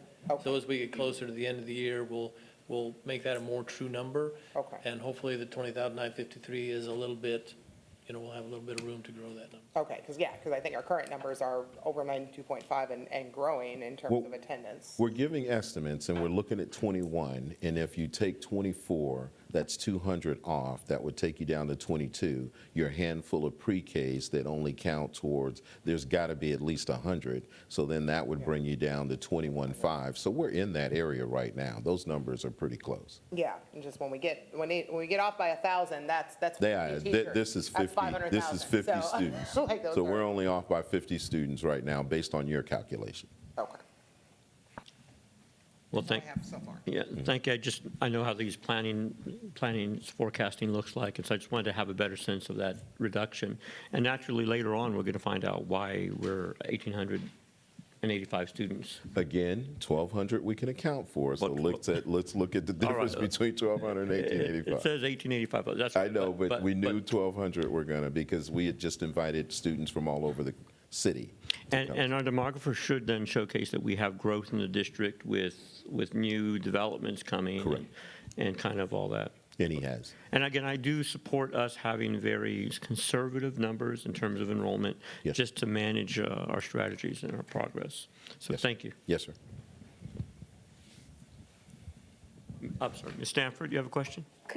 Could you just explain again, I guess I missed it, the first point there, that the budget was created with an approximation of 4% decrease in total salary when we did? Yes, ma'am. If you recall the conversations that we had last year during our budget workshops, the request from the board was, let's try and find our efficiencies, let's try to decrease that deficit. There's no way that deficit could be that big. Let's find money, let's find money, let's find money. So one of the decisions that was made by the previous CFO was to budget with a 4% decrease, and that means not budgeting for necessarily all of the positions due to an average number of vacancies in the instructional areas. Which is 4%. Yeah, so which is 4%, that's correct. And so, So budgeted off historical vacancy numbers, essentially. Does that Correct. make more sense, Laura? Oh, okay. She budgeted off Tied of to how it. many positions we normally fill. That we historically. normally don't fill. Or don't fill, yeah, we don't fill Yeah. 4%, so she only Oh, yes. budgeted for 96% fill rate. Okay. Because that's historically, I guess, the average, right? That's The what, last couple of years. right. Yeah, for the okay. last, In spite of a salary increase, you're just, this is Based on positions, not based not on number of salaries. positions? correct. Okay. It isn't a best practice, especially as we are increasing our efforts in recruitment and hiring. I know currently, right now, our HR department is off at a job fair. We're increasing the number of job fairs, and our hope is to fill all of those positions possible. So moving forward, we're recommending not doing that. We have our student attendance rate there at 92.5. Our tentative tax rates are there. The state revenue that we are providing, our projections on are based on, we work with Mo Casey, and they provide us an SOF that's also updated more frequently than TEAs. And then you'll see that we're going to discuss our campus allotments and department allotments and share with you where it is that we were able to reduce most of the department allotments by 10%. I won't say all. There's historically some departments where you can't do that. Yes, ma'am, exactly. Correct. But for Operations. the most part, yes, Mr. Brooks. that is operations. But for the most part, and I would say a minimum, because there are some departments where they were able to find greater efficiencies. That's correct. And so on our Would you mind sending us the current Mo Casey estimate? Because I like to look at. Goldman Absolutely. Copper Pell Yes, we studies. can. It's nice to see how they do the math of it. Yes, ma'am. Better than the summary of finance. Thank you. Yes, I'll make a note.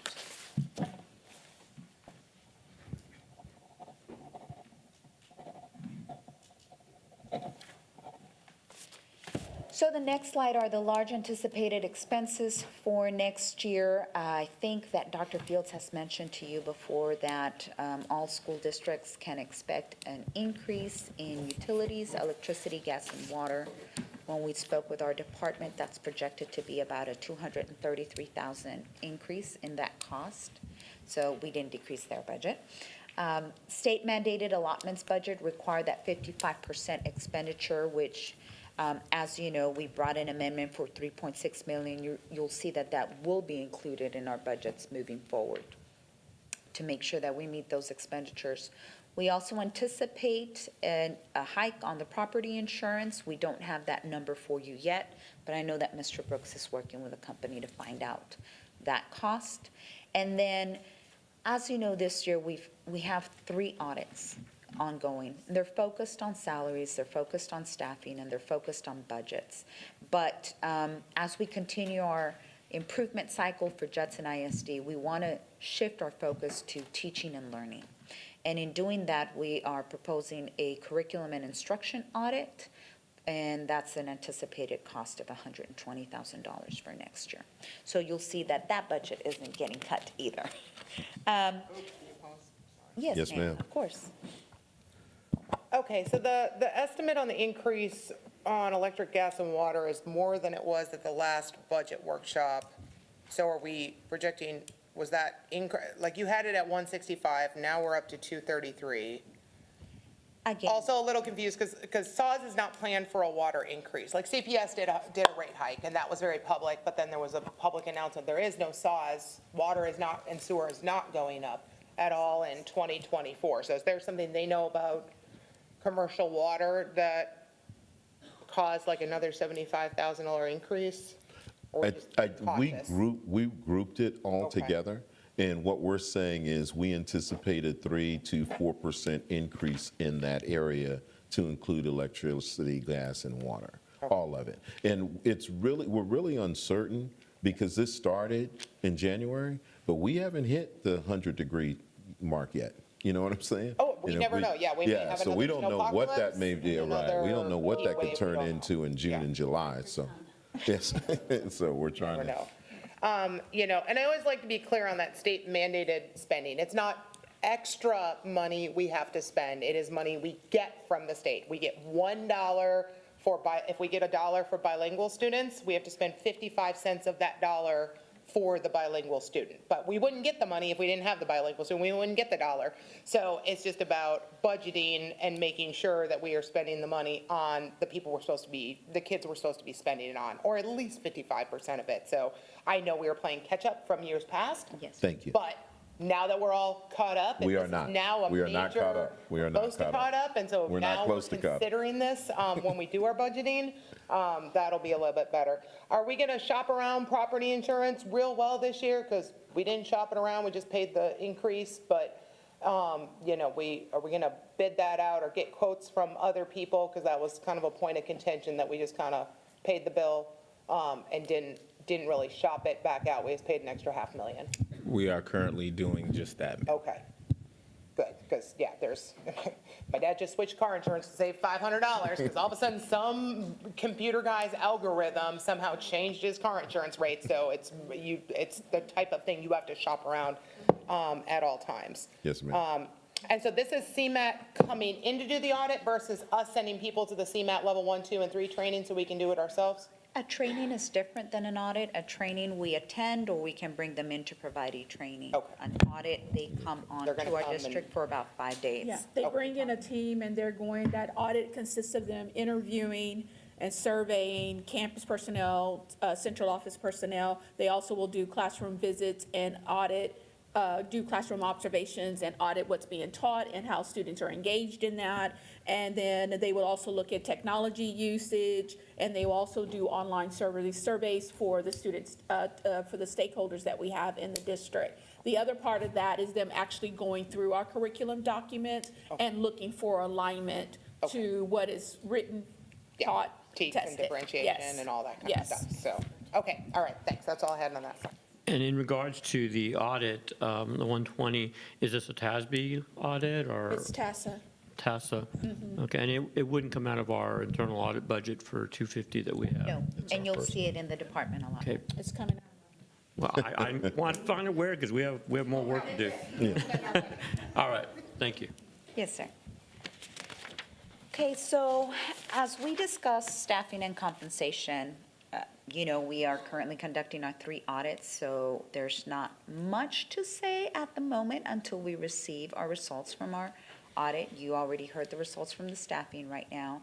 But we are asking the board to consider hiring of the Cibolo Creek Middle School principal and the Elementary School 21 principal at the start of this coming school year. And that is a common practice. It's so that we can have those principals in place to begin working on the startup, working with the construction company, doing the branding, collaborating with feeder schools, start having those parent meetings in order to be prepared to open in the fall of 25, in the fall of 25, 26, both of our schools. So that is a proposal that we will include with our future staffing. And so then on the next slide, you can see the campus allocations. We have not decreased the per pupil allocation. We felt it important to leave it at that, but you can see that the basic allotment that the campus will be receiving will decrease based on their enrollment, if their enrollment has decreased. So you see the 23-24, what was provided last year, which is the year that we're in, 23-24, and then what we're projecting for next year. At the high school, the per pupil allocation is $102. Can you remind me again why JECA was higher? I know we've asked this question before, but I honestly wasn't going to go back and watch the video. I can't remember. Why JECA's? Why JECA is 131 a student versus 102? Do they use more Band-Aids and photocopier paper? Well, they don't get the per pupil allocation. They're funded a lot through state comp ed. And so based on their needs, that has historically been how they've staffed, and we haven't changed that. No, you lost me on that. Like, why is JECA 410 times 131? Oh, I'm sorry, JECA, not JLA. JECA. I'm sorry, not I'm JLA. sorry. No, Yes, sorry. yes, yes, That's we're all talking like, about can I ask the JECA. question? No, Yeah. JECA. Yes, no, I heard I'm state sorry. comp ed, I was like, Yes. That has been how they have been historically allotted, and so we haven't made that change. Like, is there something, again, do they use more library books, more Band-Aids, more photocopier, like, more recess balls, like? Every campus, particularly high school camps, have a certain amount of basic cost. Yeah. And when you have a lower enrollment, you don't have as many students to spread that overhead cost to. And so there's a basic cost that every campus needs to cover. And so that's why their allotment is a little bit higher A little per bit higher. student. Yeah, and I think, and this is, some of this on the campus allotments too, and I think I've brought this up in a couple other forums too, which is there is a question on one of our surveys about having the instructional materials you need, and people standing at photocopiers and making photocopies. So I really hope when we're looking at the curriculum district budget, we're really looking at what do the teachers need required by the district to teach what they need to teach. If you're requiring it at district, then I really hope district is budgeting for it and providing it. Because I don't like hearing about campuses having to go out and buy workbooks and go out and buy. It's one thing for them to go buy the extra things that their unique campus needs, but if it's a district-directed thing, then let's make sure we're giving them and financing what those requirements are. And maybe that'll, get that survey question, better, that at least they feel like they're getting all their resources from district to teach what they need to teach and what they're being told to teach. I will also like to respond to that. and I want Dr. Saunders. I know, we both probably going to say the Yes. exact same thing. I will say that because of where the state is moving, they're moving to digital resources. And so we are spending the money, we have spent a lot of the money on providing a learning management system, which is Canvas, to move teachers to that. So, and we spent money on CAMI, which is another program where you can upload your PDFs and students can write on it and draw on it and mark it up and whatnot. A lot of the textbook companies are moving more towards digital resources rather than workbooks and whatnot. And we're trying to keep up because that is where all of our students are being pushed to as far as how they're going to be assessed even this year on SAT. Everything's going online and everything's going digital. So we're in that little space right now where we still want to cling to our textbooks and our workbooks, but where the state is going and where education is going as a whole is moving towards the digital resource. Yeah, I was just going to say the same thing. It's like kids are digital natives, but we are not. And so there's this little bit of rub, right, between us as teachers and how we choose to produce and present information and the position our kids are in, ready to receive it.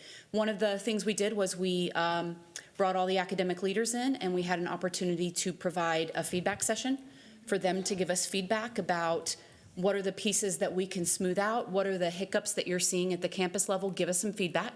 Then the very next day, we did the same thing at the leadership meeting, the principals meeting. We asked them to give us feedback because the academic coaches and the principals are going to have a little bit of a different lens on what that feedback looks like. The next piece will be after testing is over at the beginning of May. We're going to invite teachers in to come and give us feedback. When boots hit the ground, teachers are the ones who need to understand the digital resources and be able to apply them. So if there's something we need to do at the district level to bridge that gap, we're committed to that. Yeah, and I think the hard part is the elementary don't take their Chromebooks home. So when you have Eureka homework, or my daughter came home with her star review, 10 yellow pieces of paper, type thing, is a lot of that we don't necessarily, our families don't necessarily have electronics at home. They may have Wi-Fi and be able to hotspot in if they had a Chromebook like our middle schoolers and high schoolers, but not all of our elementary families are gonna have a laptop a kid can open at home and work on any sort of digital thing. So it feels like the photocopier requirements for things that are going home are much higher at the elementary level, yet we fund the elementaries way less, when it feels like the elementary should be higher because there's much more physical things for littler kids and there's much more digital for the older kids. So it just feels like the allotments are just kind of flipped backwards. Say also that that was one of the things that we did take in consideration this year when we were going through the adoption of the science materials, is looking at grade levels. So like K1 and 2 is going to get the workbooks, going to get the things that the kids can actually hold and put in their hands, and looking at 3, 4, and 5, because we're getting to the level that we're going to be testing on that, and looking at the digital resources, but still keeping in mind what we need to put in the curriculum guide that will have to be copied, but not making that the focal point at the upper grade levels. Well, yeah, and I think these allocation dollar amounts were set a really long time ago, before CAMI, before Chromebooks, before all the digital resources, where teachers were having to make copies for kids that had 7 classes or 8 classes, like at a middle school or a high school level. So when's the last time we relooked elementary per pupil, middle school and high school, now that we've had a technology flip? So it may just be this may be old school type numbers where we give more to the upper grades, and that maybe that's not appropriate anymore. I don't know, but something for y'all to talk about, to your principals about. I agree wholeheartedly. I would say, though, See if there's adjustments. all of what they said comes down to this. We need a migration to a technical mindset. And we can't just keep making copies and sending them home with kids and grading them when they come back in. Now, I'm not saying that that's all they do. Yeah. I'm not.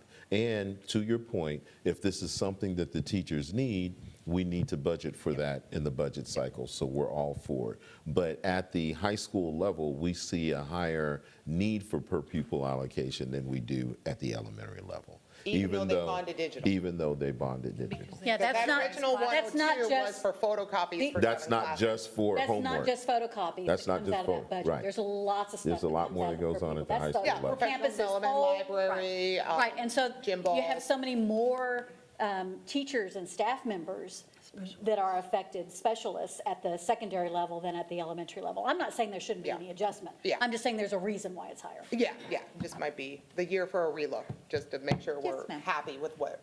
And what we actually just looked at recently is how much have campuses spent Yeah. by the end of this year. Yeah. So oftentimes, there is money that is returned. Okay. And so when we From the take- elementary Yes. campuses, mostly. So when we take a look at that, it's hard to decide that we might need a more allocation. Okay, awesome, Yeah, thank you. We do look at that, and we just did. I wanted to add to the conversation, my questions, I guess, our concerns would be that we typically don't look at the detailed budgets, what we allocate for the schools, for the campuses, but I know the professional development's in there. I know that there are other aspects of whatever the campus need is that are addressed. But I don't know if there's ever coordination. What I found historically is that one campus does something else, but if they pulled resources, they could reduce pricing, they could be more competitive, and I don't know if we've done that sort of work that has happened. We've done We have, collaborative. especially for professional development and more in the latter years. So wherever it can, it has been between okay. So then the other part is, I often hear, because I do a lot of work with nonprofits, that they want to be on campuses, and they would qualify for these funds, because the campus would want to bring a nonprofit to do work like mentoring or tutoring, but they're not pulling the trigger, because we're not seeing a lot more of those potential opportunities. So if there's money sitting on the table, but there's still student needs that need to be addressed, a coordination of that throughout the district would be helpful, so that we're utilizing funds to help address student needs. And that way, they're not returning it. They're making a $2,000 investment to a nonprofit that's going to mentor kids, for an example. And that coordination could happen across the district, because we just know that there is a lot of outreach to be had. And there's other programming, so again, I just want to ensure that we are using those funds so that we are reaching students, and there's just a lot of opportunity, I think, in the nonprofit sector. Yes, sir. And then just keep in mind that this is, of course, just local budget. A lot of our campuses, because of their ECODIS number, receive quite a bit of categorical funds, a lot more than some of our comparison. As I do Just- campus visits, Yes, sir. I ask the campuses, talk to me about your programs. There's not a big menu of programs that they have, which leads me to believe that there's room to add programs. And that's why I say that that's definitely something that we should be encouraging that dialogue locally with the campus principals to consider. And again, I'm not going to say how they can manage their campus, but I'm just saying there's opportunity, and there's definitely a lot of groups out there. Communities in School is at one elementary campus, but it's not at another. So could those resources be there to bring Communities in Schools into other campuses to just help? That's a legitimate nonprofit. There are just others. And so that's my sense. When I go to campuses, I want to hear robust programming, especially with after school. There's just not a lot of after-school programming except for the Adventure Club. So are they allocating resources to bring in groups to do specialized music stuff? I don't know. I mean, like I said, there's just other opportunities for engagement and utilizing these resources. And rather than underutilize them, let's find out who these potential partners could be, because I know they're out there. Yes, sir. Okay, so then we show you the campus allocations for middle school. The per pupil allocation there is $86 per pupil. And you can see the difference between the 2023 and the 24-25 projected budget. I just want to note for the record, 643, Deborah Eaton is in. Welcome. And our campus allocations for the elementary are on the next slide. For Converse, we had allotted $83 per pupil because they were conducting a year-round. We know that that has been sunsetted for next school year, so they're at the regular per pupil allocation of $78. At Where the Mokes, we did increase that by $1 because Where the Mokes has 6th graders on campuses, so that's a way to offset that. The campus allocations make up a small portion of the entire district budget. It's about 2.3% of that. So then we move on to the department allocations. And what we did differently than what I know has been done in the past is we did discuss these budgets with cabinets, and we've brought in our directors. We've talked about how we can find efficiencies. We know that's been a directive of our board, and of course, it's just the right thing to do. We've taken a look at our historical data. We've taken a look at what they conducted in their prior year activity, how much remaining unspent funds they have. We discussed needs, and we're currently still in the process of doing that. And so where we could, we reduced by 10%. What you see in green is where we were able to make some cuts, and what you see highlighted in red on that right-hand column, we didn't reduce any budgets. So you can see here, we're taking a look at the Board of Trustees and the Superintendent Department allocations, and we've indicated the difference from the 2024 to what we are projecting at the department allocation for next school year. So I'm not going to go through. Can I ask a question? So I understand the columns at the top. So prior year activity is what was actually spent in 22-23, right? Last year. Yes. 24 allocation, is that what was approved in the original budget without any budget amendments? Is that what that column means? The original budget, yes, on the Original? second column, and then the revised budget Is based on amendments. any amendments that we've done so Yes, ma'am. far? Okay. So that was my, all right, I just wanted to make sure I was reading each column correctly.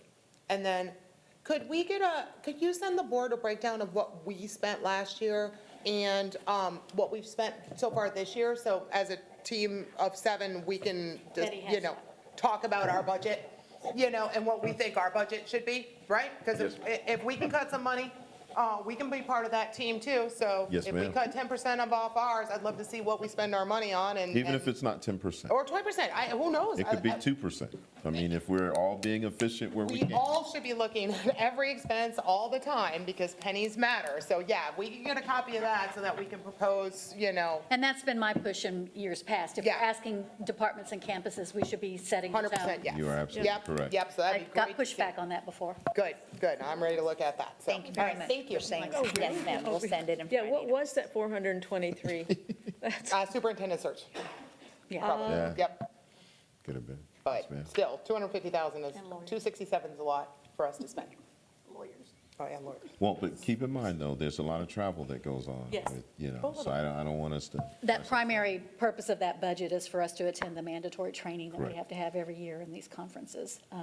We're not out there just, buying dinners and Correct. shopping. Right. No. Yes, ma'am. So all of the department allocations are there. I'm just going to go through them very, very quickly. You can see Mrs. Davis is in there twice, one for the finance, one for the innovation departments. They're highlighted in green because we were able to find quite a bit of efficiencies for the innovation. The next slide is the. Before you jump on, I'm sorry, I had a question on one thing on that one. Our dual credit costs, I'm still waiting to see those, the cost efficiencies from whatever Austin passed that we don't have to pay for the actual credits anymore. We used to be paying, what, $75 a credit? We used to be paying something for our kids to get dual credit or at JECA for the credit portion of it, not the teacher portion. But then they just passed that as There part was of the a last reduction. legislative. Yes, just So- recently passed, and I don't want to quote the number. Okay. I do have that email. So Yeah, we're we going- could look into that and We- one, make we sure can we're send not that getting to you. billed for it. Or when we're gonna stop getting billed and how much that may save us. Number and say it wrong. Okay. Yeah. I Yeah, don't we wanna- could just look into that I and make have the sure that number. at some point I'll we're send gonna it to you. maybe save some money because we don't have to pay for that. The state's gonna start eating that cost. That's all I have. Yes, ma'am. And then on tax office, there's just some things that we can't reduce, such as what we pay our tax office. Oh. And so, yes, ma'am. Go Can I ahead. ask Go ahead. So 750, accounting and finance, it's like up and down. Like what, like it was at 977 last year and then we budgeted them 340 and now we're back up to 480. Like it seems like a small department. So, Yes, but we cover a lot of the costs for the district. I can tell you, we cover some of like, for example, the Skyward costs. Also, we didn't have a CFO last year. We don't have a CFO right now, so some of it is in consulting fees as well. But we have seen that increase. Anything additional that you can think of? okay, just at 977 last year, was that mostly consulting then? Oh, no, gosh. Okay, that's Another cost is we budget for the special ed legal fees. It has Oh, to so fall, it has to falls fall under into that category? area. That's Mhm. completely variable. Yes. Okay, okay, thank you. Dr. Saunders' budget is for the elementary curriculum. You can see that we were able to find efficiencies there and make some cuts to the tune of 10%, followed by Dr. Duhart's top-end budget as well. What you see in red, that 113, is due to that curriculum audit that we just mentioned. Yes, ma'am. I don't remember doing a budget amendment to cut fine arts by like $600,000. So I'm confused on, it says we were originally 2.1 on, 1.2. Or Fine prior arts. year, 2.1. yeah, 2.158 was the original allocation, and now the revised budget is 1.5. Did we cut 600,000 from fine arts since July? I couldn't find a budget amendment where we cut that, or is it just a typo maybe? I will have. I bet that's what we're doing at the PAC that can't maybe move to bond funds. How could that be under construction? I don't know. Yeah.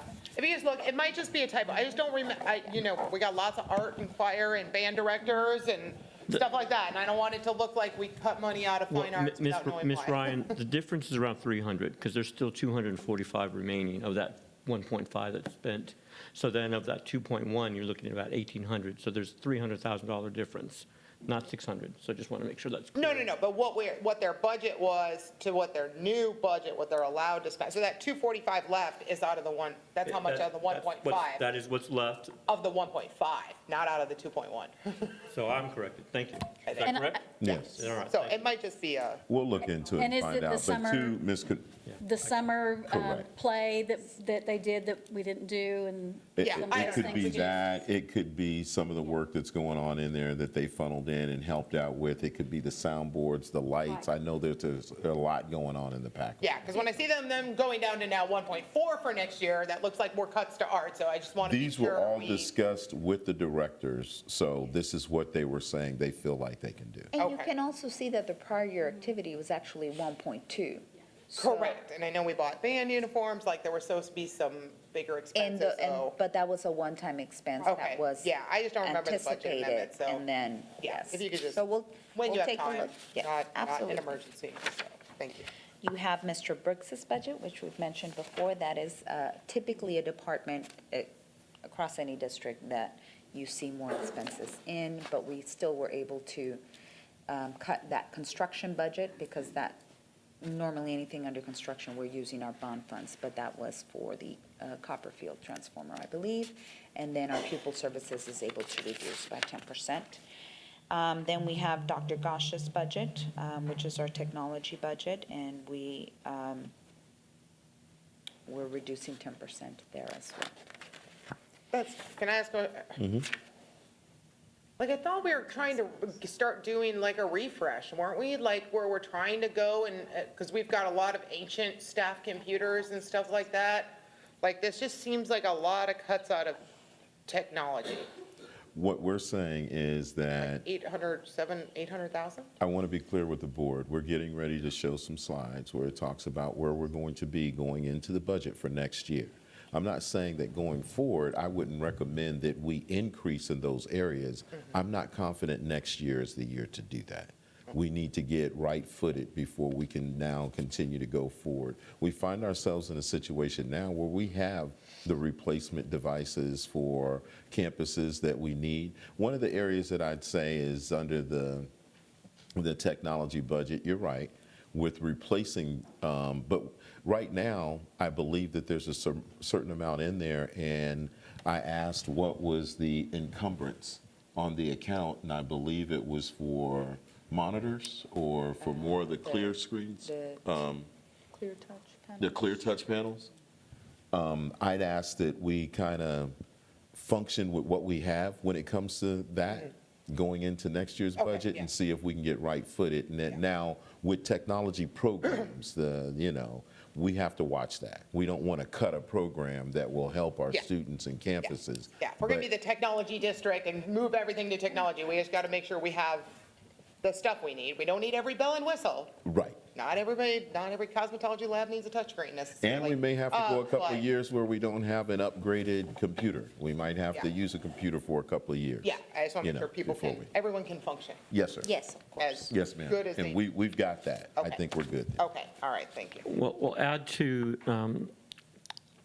I guess, perspective regarding our replacements. Like I said, we still have situations where where students will lose their computer, or they'll damage it, or they won't bring it back. And obviously, I don't know how grand that is, but what is the process for that? Are we at a point where we're making a greater investment for new computers? Yes. And new iPads and all that kind of stuff? Well, we're purchasing new computers and iPads, and we do have some that come back broken, pretty ridiculously broken. I would tell you that right now, what we're learning the hard way is that there's a certain age level where it's appropriate that students have their own personal device. We're not confident. We're going through this push and pull. I would say that for the administration, we're not confident that middle school is the place. And elementary is definitely not. But at the high school level, we find less of that destructive behavior. But I can tell you what I'm hearing from the curriculum and instruction department and across the district from administrators is that that might be a level where we can't do a one-to-one. We do classroom sets and we have to clear caches or do what we have to do, because I think that's where we find the most of our, Intentional damage. Yes, ma'am. Yes, ma'am. Yeah. Yes, ma'am. Obviously, I just feel like we just need to have a good plan of action going forward for sustainability purposes. And I know that's just something that's been challenging. Right. It's been challenging for us to address. I can tell you our technology department has done a yeoman's effort in terms of getting those replaced, getting stuff on campus, and keeping up what's needed at the campus. But what I'm hearing from the administrators is maybe if we could go to a classroom set at that level, we might find it better for us.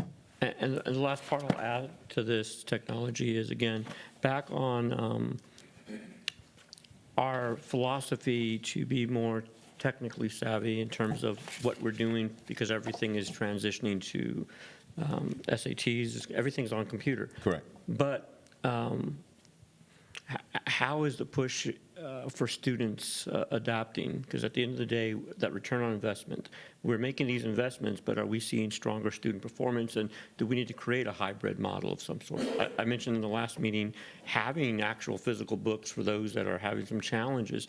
So trying to really individualize the way that we're helping students. It's good to spend money on technology, but if it's not yielding the results we're doing, then I just want to make sure we're getting that disconnect, and we're supporting that.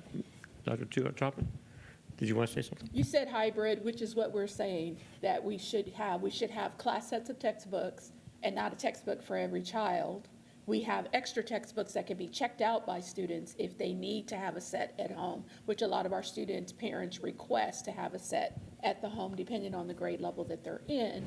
However, when we're talking about teaching students to be prepared to be successful on state assessment, it's bigger than just what's happening on the computer. So when I'm talking about digital resources, them practicing like they're going to be assessed. But there's still room in the classroom for the journals, there's still room for the paper to pen tasks and all of those things. But we want to make sure that we're moving towards, when we're assessing our students, we're going to assess them in the manner in which they're going to be assessed on what we call high stakes testing. And so definitely not saying to get rid of the books and whatnot, but the days of having every student with the textbook for every single class, carrying around the heavy backpack, those days are moving away from that, but we still have a use of the textbook in the classroom and a use for the textbook to be checked out by parents if they want to set at home. But it's about using our assessment, using our technology tools for assessment so we can get this kids used to assessing in the manner that high stakes testing is going to be at. Okay. And just for my own psychology, I guess I still have a little bit of residual on this issue. We made an enormous investment for those large screen TV monitors or whatnot. And I recall back then when we had that discussion, what's the impact academically? We're getting them, they're nice, they're in the classroom, but how are we going to ensure this? I forget, it was $2 million or whatnot. We spent a lot of money on these things. What have they done to improve academic outcomes? And that's literally the mentality I want on a lot of our expenses. What is the return on investment on student success? So we've never gone back and evaluated it. I know they're nice. We've used them in a lot of sessions for Zoom calls and stuff like that, but I have to push back a little bit. I told you, Dr. The Fields, to push quality back. of professional development that you can use with those clear touch screens has been tremendous.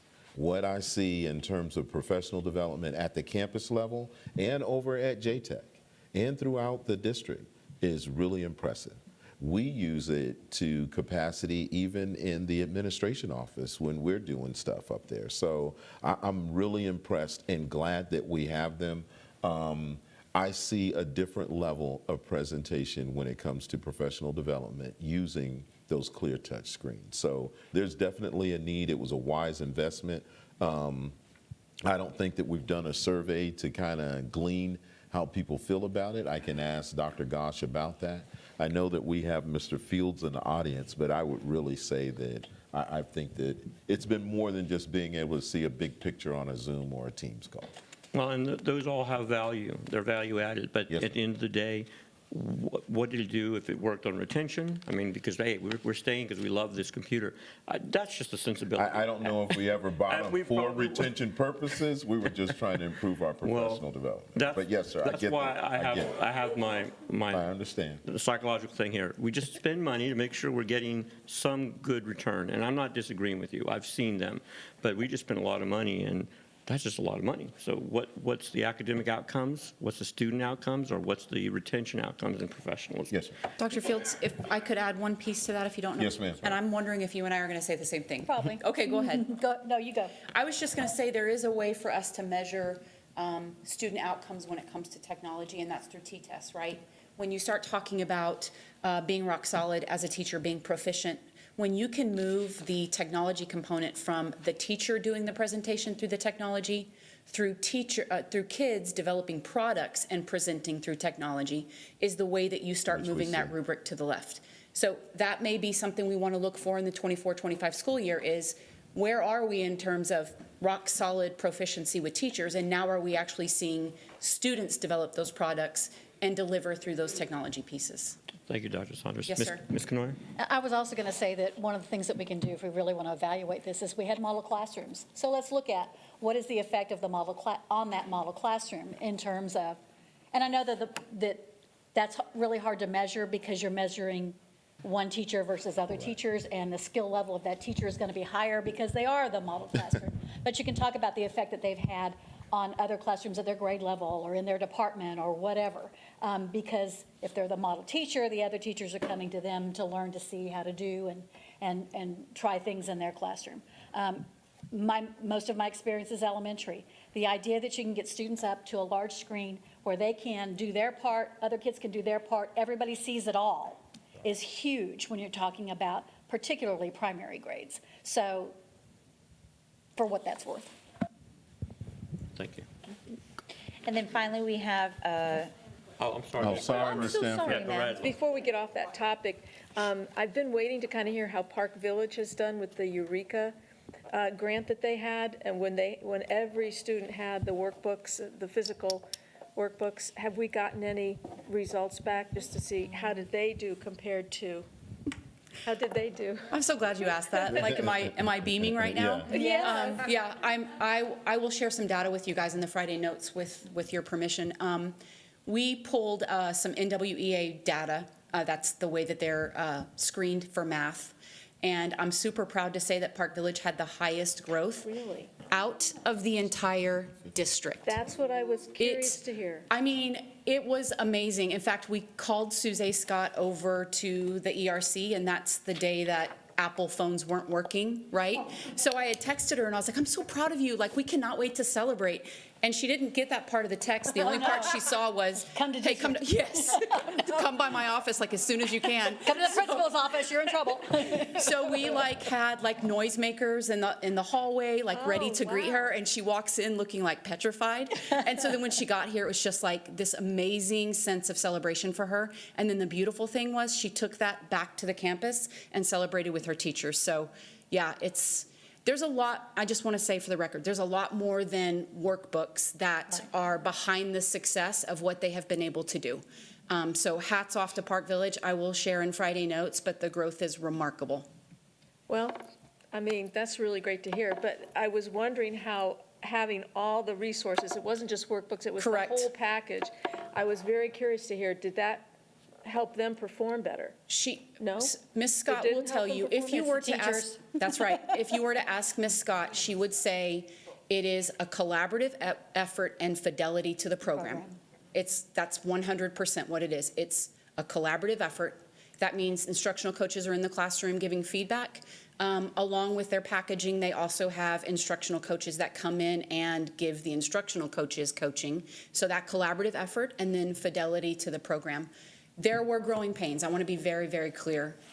It was rough at the beginning, but the growth is amazing, and it hit at the right time because, sometimes as a teacher, you're like, okay, is this actually paying off? Yeah. And so it hit at the right time. would you say that the materials helped, had a part in that? Because now I'm looking to see, is that a model we can repeat, now that we have a successful? I'm not the girl to ask, and the reason why I say that is because it's not resources. It's the teacher impact, capacity. right? It's that teacher efficacy. Now, teachers need what they need. Like, if they're asking for a resource, like I said earlier, it's our commitment to make sure they get what they need. But it's that teacher efficacy that makes all the difference in the world. You can have every bell and whistle in your class, but if you don't have that relationship with kids and that teacher efficacy, it's not going to matter. Whatever we did there, Yes, you know, yes. I'd like to see us do again. Thank you.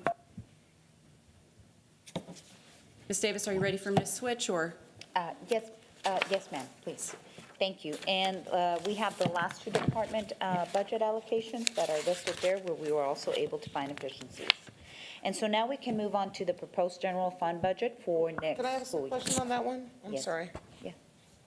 Oh, a huge increase in human resources, from 149 last year up to 441 this year, and pretty much spent almost all their money so far.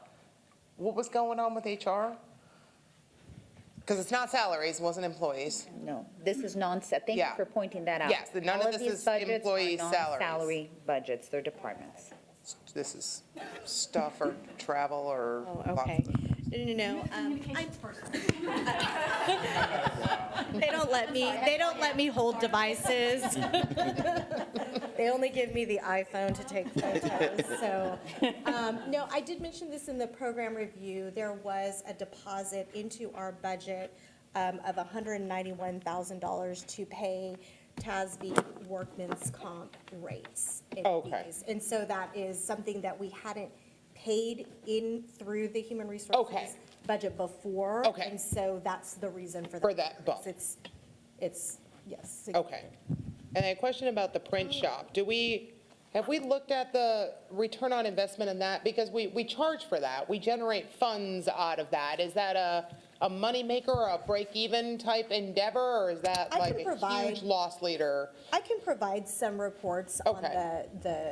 the money that is being brought in, and it goes back. And I think that's kind of true of like all of our programs where we take money in, because we see it in child nutrition, right? We see how much lunch money comes in. We see it's just over $1 million, but, seeing what Adventure Club overall, community education, the cosmetology, athletics, balancing, because we see their expenses, but then we don't always see the income that's coming in off those, so that in our brains, we can at least offset to know there's some money coming in. It may look like an expense, but really the net expense or the net profit is this. So across those I can definitely departments. provide some of that data to you in Friday notes, because we do Okay. have it. Yeah. They send us monthly reports. I think one of the big pushes as we have moved into funding and resourcing that department with our own staff versus having contracted workers in there, is a push to use the print shop and utilize it with more standards. So instead of standing at the copier making 5,000 copies, if you have like a certain number that you are going to make copies for, or booklets, then it is highly encouraged or even almost required to do that through the print shop, so that, right, like. We're keeping them busy, program, yes. Right, and so I think that there could be less standing at the copier, Yeah. money needed for paper, and then the cost that it takes to make those copies and do those jobs at the print center. We have some comparisons on the cost there versus the cost that it would take for ink and paper and stuff like that at the campus level. Okay, yeah, and any other cabinet member that has some sort of income-generating organization underneath you, a cute little blurb, about that at some point in the Friday notes would just, I think, help give us better situational awareness, especially since we have 3 newish board members, just to know kind of what the impact on our district is of some of those programs we have. Thank you. Okay, and so now we can take a look at our proposed general fund budget for next school year. We have our 23-24 local revenue at 126. Now, one of the things that we are projecting, as we mentioned earlier, is a lowered projected revenue due to the fact that we have lowered interest rates, lowered ADA revenue loss, and as we've mentioned already, a charge reduction. So right there, although you see a total revenue of 239, we are actually predicting a lowered revenue, about at least 8 million just in the loss of the ADA. But that's currently where we're at. So for next year's budget, we are predicting a revenue of 227 is what we are forecasting, so for a net change of about $11 million. So when you take a look at the expenditure side, currently salaries and benefits is 208 million. You remember I had a 216 million there in the earlier slide, and the next slide is going to break that down for you. And as far as our operating costs for campuses and departments, we are projecting 48.7, so for a total expenditure of 257. When you take that total revenue versus the expenditure, we're currently at a $17 million deficit. Now, one of the things that I mentioned earlier, back in June, the board approved on the day of the budget adoption hearing the 1.5% raise for $3 million, as well as the incentive payout. That incentive payout is about $7 million. In this April 18th board meeting, you're going to see a budget amendment for that incentive because we're getting close to that payout. And one of the things we wanted to do is wait to bring that resolution and amendment to you because our goal is to lessen that fund balance impact. So we wanted to see what we could use from ESSER funds in order not to just bring the complete $7 million amendment to you. We've calculated thus far that we could use at least about $2 million to help cover the spring incentives from ESSER. So we're going to bring to you, you'll be seeing an amendment for about 5.4 million for those spring incentives. So that helps reduce that cost right there. And since we're bringing you those spring incentives, we're also going to be bringing you the $3 million for that additional 1.5% raise at this time. When you take that, that would automatically increase that deficit, but also with that lowered ADA that we're seeing across the state of Texas, we're talking about 7.9 million. So once you add those numbers, that's a total anticipated deficit at the end of this school year of 33.8. That's the number that you see written right there at the bottom. And so when you take a look at next year's budget, you see that total revenue of 227. It's lowered because of those reasons that I've already explained. And then you have salaries and benefits of 220. We've shown you those operating costs that have been reduced to 45 million, so for a total expenditure of about 265 million. When you take that total revenue of 227 versus the expenditures, we end up with a deficit of about we're projecting a deficit of about $37 million for next year. Keeping in mind that lowered enrollment, the ADA, the state revenue, and lowered tax collections due to the higher homestead exemption. If you go to the next slide, you can, yes. Any questions? Sure, yes.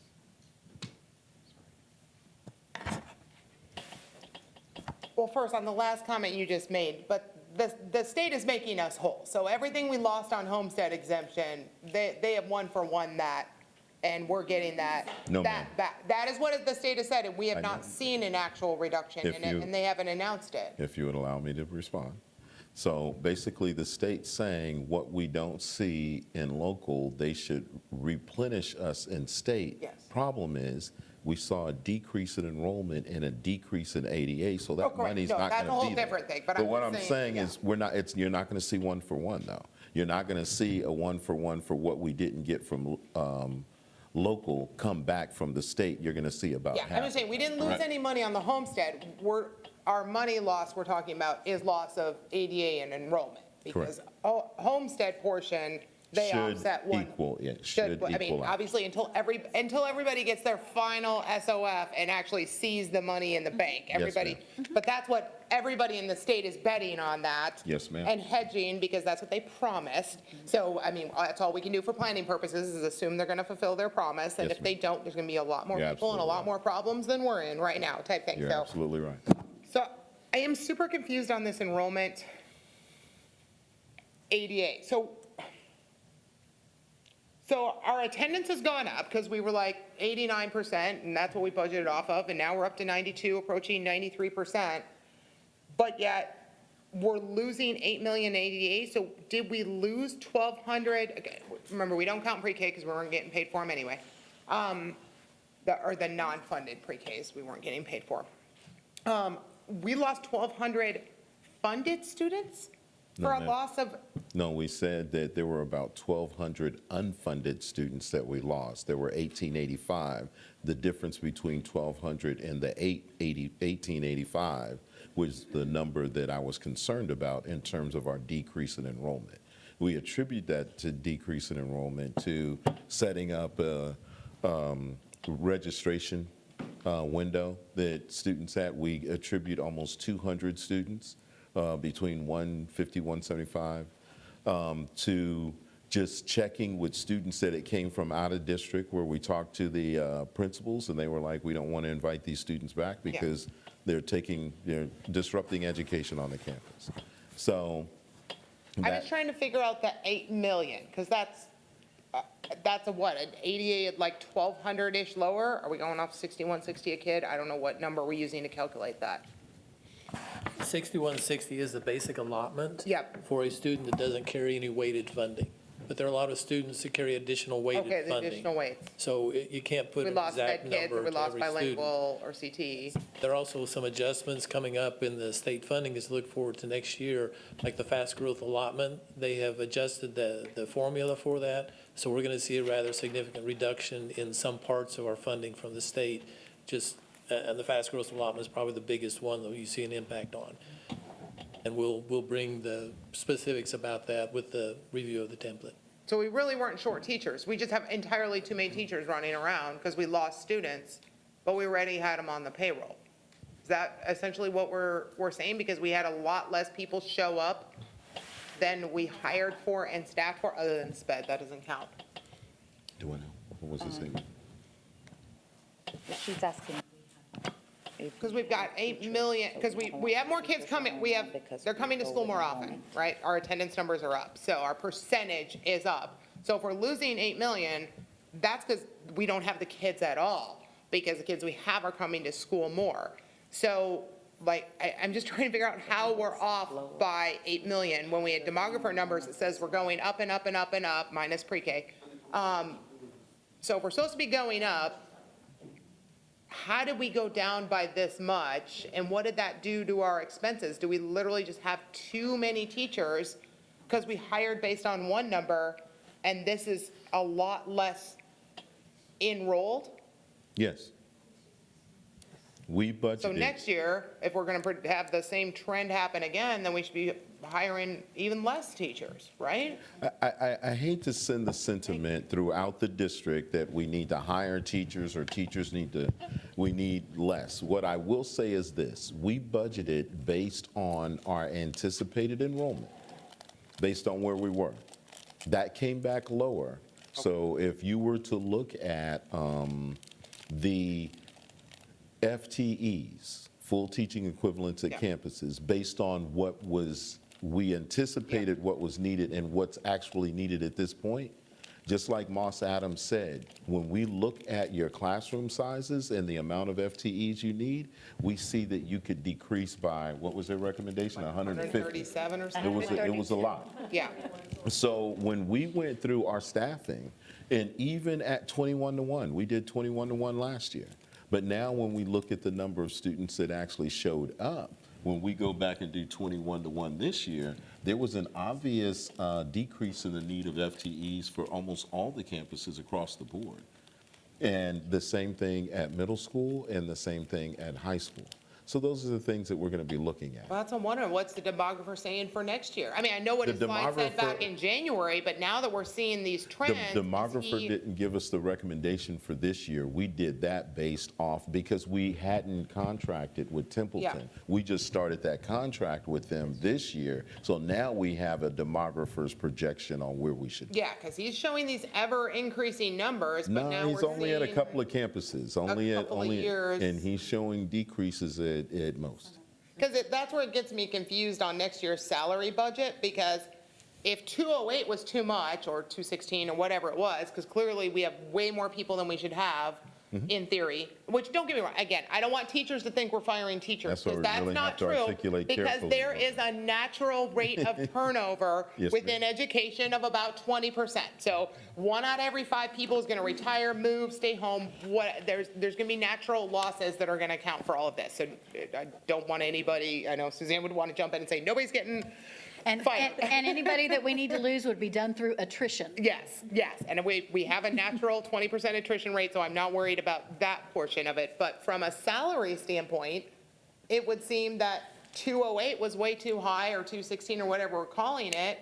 So why would that go up next year then, I guess? Because we should have less people next year, because we have less kids than we projected for. Because we haven't spoke to what our efficiencies are. We're speaking right now to what we anticipate our salaries to be and how many people we have on staff. Correct. So now, Not with any of if you've told them, hey, you're going to get 3 less FTEs next year, that's not factored into this. not at all. At Not yet. all. Not yet. So we should see that number go down significantly, because we should see FTE cuts Yes, ma'am. in general on most campuses, just to get us to our promised ratios, our 1-to-21, our 1-to-24, our 1-to-25. We're not changing the ratios, we're just trying to actually follow them. We're not As trying. much as we can. We're trying, well, we are following them. That's Yeah. how we staffed. And then now what we're doing is looking at whether we're overstaffed in some areas than what we anticipated, and we're finding that we are. So there's some things that we'll probably be recommending as we move through this budget cycle. But one of them is we need to determine how we're going to evaluate. So, and then we'll have to come back and say, this is how we're going to compensate. And then now we'll be able to go back and know exactly what we're dealing with financially as we move forward. But first thing we have to do is get a baseline of how we're going to evaluate everybody to correct this situation of disparity. And then we'll come back with a recommendation on how we should compensate. And then we'll start matching that review of evaluation to the compensation, and then we'll know where we are financially. And then we're also going to, we've already gone through this staffing piece where we know the FTEs that we can decrease at each campus. And we've had those conversations with the principals already. So Yeah, because step 1 is how many people do we need, how much they cost. we've already Step done 2. that. We've already done that. Okay, then And we have we've to know how much they already cost. anticipated the amount of decrease and how much that would account for. But again, this was supposed to show where we're at. There's another slide that comes up after this that shows maybe some of the decreases that we'll see going forward. Yeah, and that's why I was asking for the forecast, because I don't like seeing 33 deficit budget. I'd like to 37. see, no, I'm looking at this year's of 33. I want to see the forecast of where we think we're going to end, because again, we've always been off by at least over $20 million, $30 million every year. So seeing what that 33, what we're forecasting it to be. Well, I is apologize, helpful. 33 is the forecast. Correct, 33 is the forecast. this year. No, that's the budgeted deficit, not Right. what we're forecasting. We're not forecasting we're going to be 33 million deficit. It's hard It's just to budgeted. tell you right now, Yeah. like I said, it's early on in the budget cycle. Next month, once we run another Yeah. payroll, once we take a look at all of the 6,200s, every other non-payroll Yeah. area. Yeah. And what expenses we have, what we have What's still encumbered. outstanding, all We'll bills. be able to give you a more Yeah. accurate prediction. Yeah, because once we see that 33 start to shrink, because we know the 33 is going to shrink to something, we know it's not going to be 33, and then seeing that 37 doesn't consider, the things we know we're going to have to reduce in FTEs, which is our biggest thing. So like, this looks very doomsday, but it's not super accurate at the moment. Like, we're way too early to say we've got a $33 and a $37 million deficit over the course of 2 years. It's not 70 million over the course of 2 years that we're truly going to take out of our fund balance. That wouldn't be an accurate statement. Yes, ma'am, we're certainly gonna work at finding, Yeah, just like let's we shrink did, that just 70 like we way, did way last down. year. But we also want to be realistic with what anticipated expenses we have and what it is that, is, you'll be seeing. You'll be seeing that deficit this year go from 17 million to about 27 at the end of April with those anticipated budgets. Yeah, But we'd also like to further explain those salaries and benefits. I'm going to have to push back a little bit. I want to be clear. We are currently projected for 17. If you add these other things, and they're clearly spelled out, 3 million for the 1.5, 5.4 for the spring incentives, and about 8 million for the reduction in ADA and students across the district. That's anticipated. That puts us at 33. Are we going to close out accounts, look at how much people are spending, do all that we can to save money as we finish up the school year? Yes. But to give any other indication that that's not where we are, that's where we are. And we are going to do all that we can to avoid that going forward. And then for next year, we're currently at 37, to Ms. Ryan's point. If we reduce FTEs in certain areas like 130 or 140, we're going to save is 7, 8, 9 million. And I was going to reserve comment until after that last slide, but we're too far into it, so let me just say what I was going to say. Every year, we've seen a deficit budget, and it's always a starting point. And Susanna, we've been through a lot of these budgets, Deborah, we've seen it a lot. So we start negative, and then we start trying to figure out what we're going to do going forward. The idea of 22-to-1 has some viability now, because obviously that's going to impact budget. The anticipated lower enrollment was not anticipated, but we were at least prepared for it somewhat. We're just going to have to lower the bar of the expected enrollment for next year so that we balance, which you guys are already taking into account. The difference between prior years is ESSER. Well, there were always a group of money that we could go to help out a situation that we may be in. There will be no group of money that we can go to. But I've been a part of these budgets. We always have. I mean, since 2010, we've always had this variance, not as large as this, let me just tell you. This is much bigger. I've never seen this before. Yeah, no, I can't say it's been this bad. But we certainly need a starting point to kind of see where we need to backtrack. And then again, just for putting it out there, we always lowball our potential revenue. We always increase our expected expenses. It's just a process. It's a budgeting process that the great Jose Elizondo had taught me back in 2010 that he likes to do. So, again, it's hard work, but I just want to see if there's any other questions before we proceed to the last slide. One comment. Ms. Ryan? And kind of take on yours is that, I guess, to me, it's kind of scary that it's April and like we're just seeing this number now. Like, we've been operating for 10 months thinking we're at a $13 million deficit budget, and then, we added 3.5 for the mandatory spending.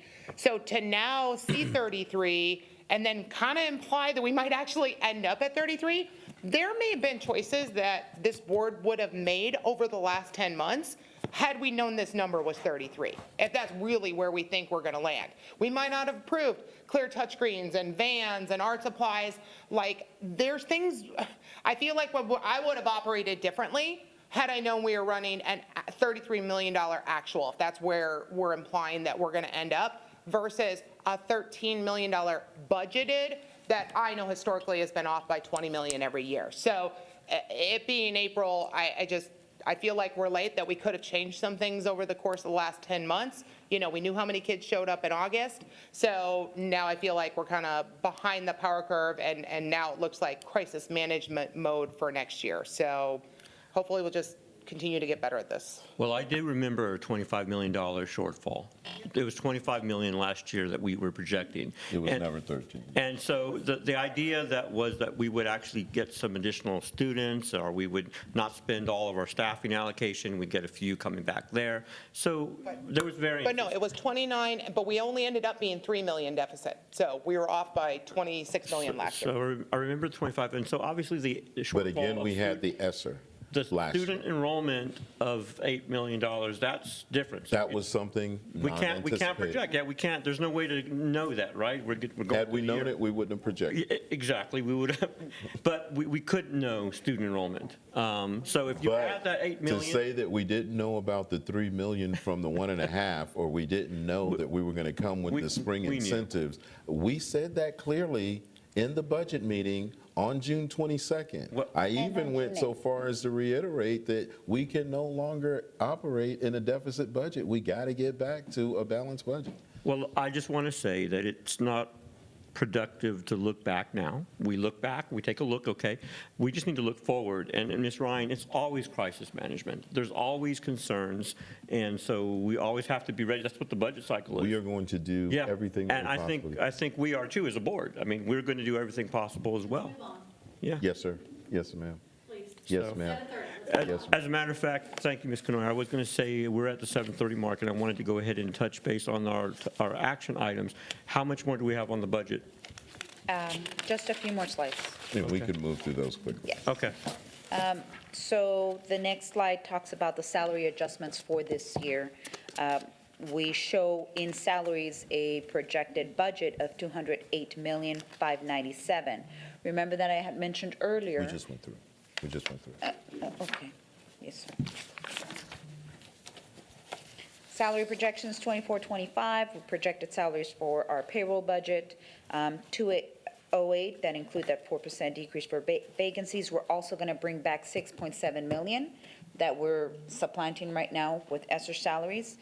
In addition, we are forecasting a 1.3 million for our new enrollees for medical insurance, and then 807,000 for step up for our teachers, counselors, nurses, and librarians, and the 3 million board-approved 1.5% additional increase that was approved the night that we adopted our budget. So that puts the total projected salary for 24-25 at 220. You have the proposed child nutrition budget for next year at bringing in a total revenue of 23 million, but a total expenditure of 23 million there as well for the child nutrition budget. And then your debt service budget for next school year is also balanced. So I know that child nutrition and debt service is not looked at as carefully as the general fund, and the budget planning timeline is there. We plan to bring a budget workshop number 3 on May 9th, budget workshop number 4 on June 6th, and then we will adopt the budget on June 25th.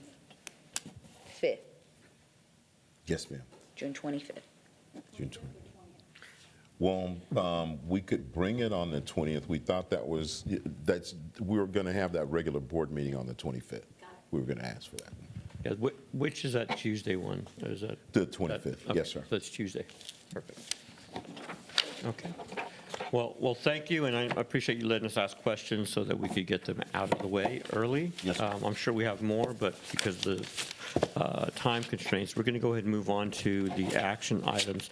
So discussion and take possible action regarding the approval of the pre-K3 employee program. Dr. Fields? Yes, sir. We wanted to explain, you can go ahead and come back. We wanted to explain to the board one of the recommendations when we did the teacher feedback. They were talking about the pre-K, and our pre-K is half-day. If you're a teacher and you've got half-day pre-K3, yes, ma'am. And if you're a teacher and you're half-day pre-K3, you're trying to find someone to come pick up your child, or you're trying to break away. So we were thinking if we could go to a full-day pre-K, it would be a huge benefit to the staff. We did a filler or put our tentacles out there to see who would be interested in it, and there was a huge feedback for people who were interested in participating in that. So I'd like Dr. Saunders to just go through it real quickly if she could, please. But before she does, I got a text from Dr. Gosh, who wanted me to inform the board that we don't have enough laptops for employees, and that's what she was going to need in terms of her budget going forward. Not necessarily the clear touches and everything, but definitely to make sure that all the employees had updated devices. All right, Lacey, I said it. All right, thank you. All right, I think we're going to switch over here in just a second, but Dr. Fields kind of alluded to this a little bit. Through ESAC and the teacher task force and the surveys that were sent out through HR, really kind of leaning into retention of teachers as well as recruiting. One of the things that came up over and over and over again was we would love to engage in the pre-K3 programming, but the half day is very, very difficult. And we get that 100%. So what we did is through that survey, we went through the next steps and sent a survey out to teachers that asked some very specific questions about, would you be interested in engaging in pre-K3 programming if we had it all day? If so, what campuses would be most convenient for where you're located? Because even though we're talking about pre-K, we're talking about employees who could be teaching at Wagner High School who want their 3-year-old to engage. So we had 477 responses. We had 138 employees who said for the 24-25 school year, we're in. If you can provide all-day pre-K3, we're definitely in. And then there was a little bit of forecasting about over the next 2 years, we would have possibly 202 employees who would engage. So the proposal is that we would add 6 pre-K3 units. This would require us to add 12 paraprofessional staff. These are the proposed campuses based on the feedback we got from teachers, as well as coupling that feedback with what does the actual campus capacity look like? Because as you guys know, we've talked about this over and over again, some of the campuses are at capacity and wouldn't actually have space. So then this is just sort of a day at a glance. So the 7:30 to 10:30 would be the AM meal as well as the pre-K3 curriculum delivered by that certified pre-K teacher. Then from 10:30 to approximately 3 o'clock, and I say approximately because we could stretch that out to 3:30 or 3:45 if a staff member wanted to pick their child up at that point, would be the PM meal, which is lunch, their rest time, their gross motor, and their free exploration. And then we could also offer the 3 to 6 p.m., which would be snack, gross motor, free exploration, and if we're honest, probably another rest time, because these are 3-year-olds. So then if we look at the financial information, what we would be asking is for this to be a tuition-based pre-K programming for employees' children, $5,000 for the entire year, which would cover services from 7:30 to 6 p.m. That would go through payroll, which would be a $500 a month payroll deduction. We would like to call this program Bright Beginnings because it is different from eligible pre-K and it is different from Adventure Club. It's entirely different programming. So just to delineate the two, that's the method we would go through. We really do believe that through the feedback we got from employees, this would aid in not only retaining the teachers we have, but also recruiting those right now.